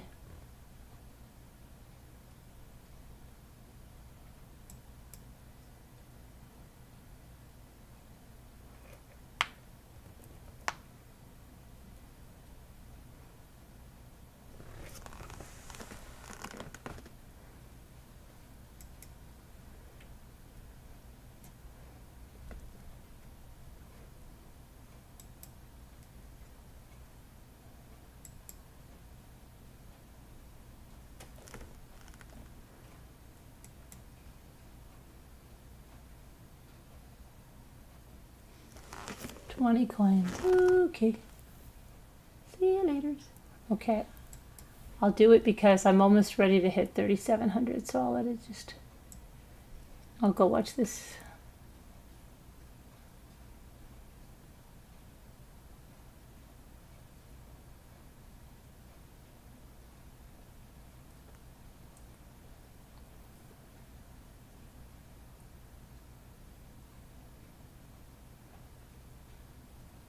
Howdy doody time, Beth. Maybe. Stick your head in gravy. Wash it off with bubble gum and send it to the Navy.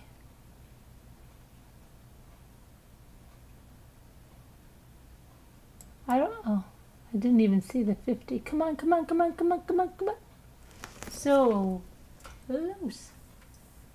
37, we did it. Okay. All right. Daily puzzle. Okay. Down here.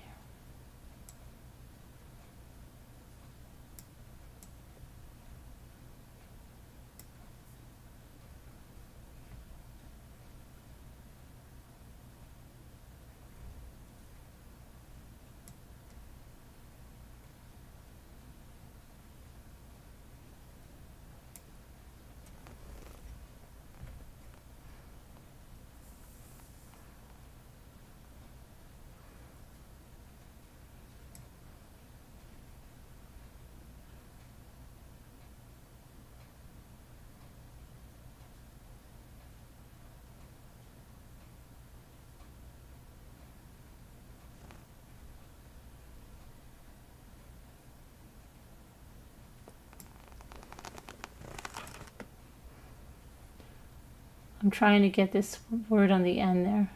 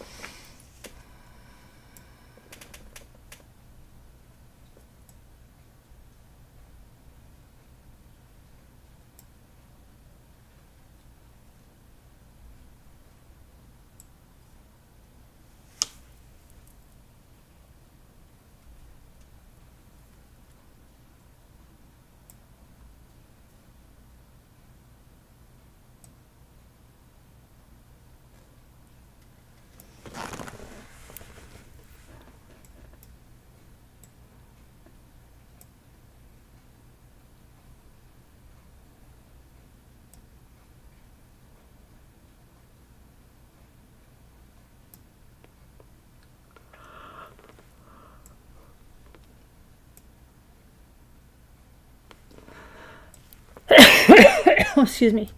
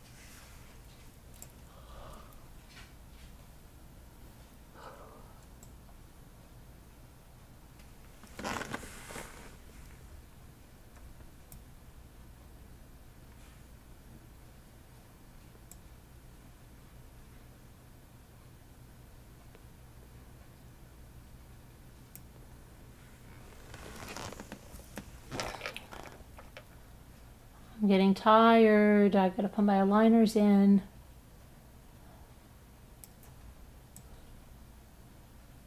Big day tomorrow. Meeting's on Thursday.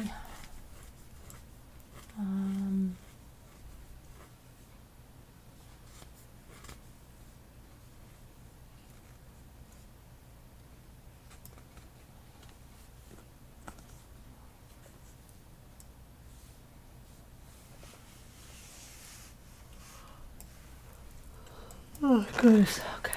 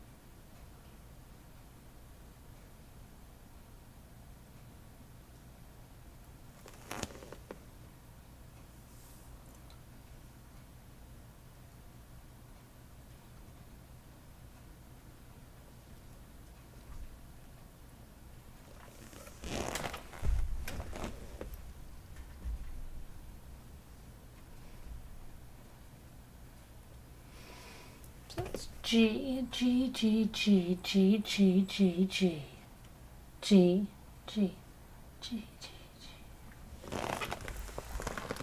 I don't know. G, A, I, D. Yay. I got that. Okay, one more. It's going to start with a G or a T or an N.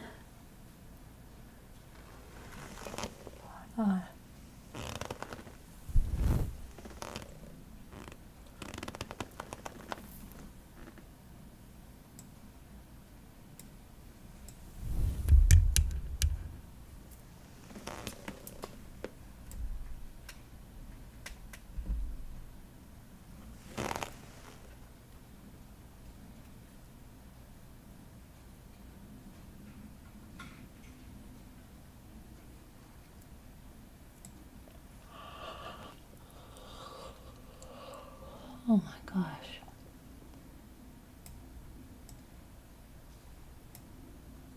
Thank you, whoever gave me gnaw. Because I am tired. I'm too tired. I'm exhausted. I think I have to go to sleep. I have to start a new Zoom. Hold on. I am so tired. I am so freaking tired.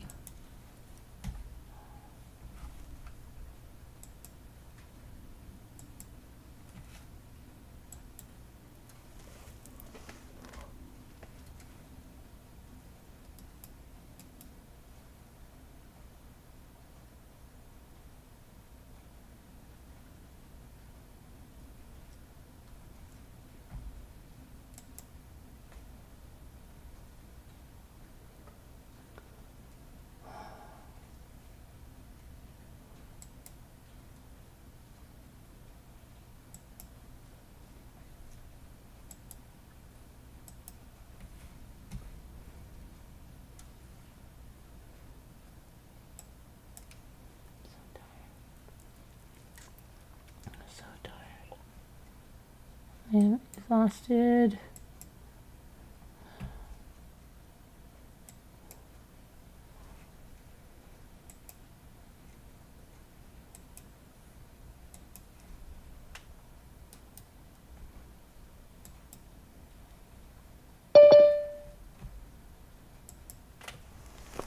Deborah.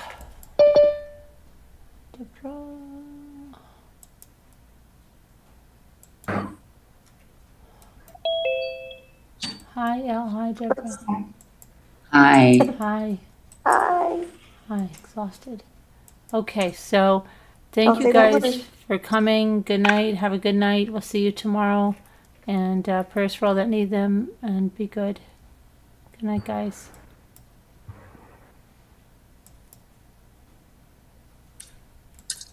Oh my gosh, I'm so tired.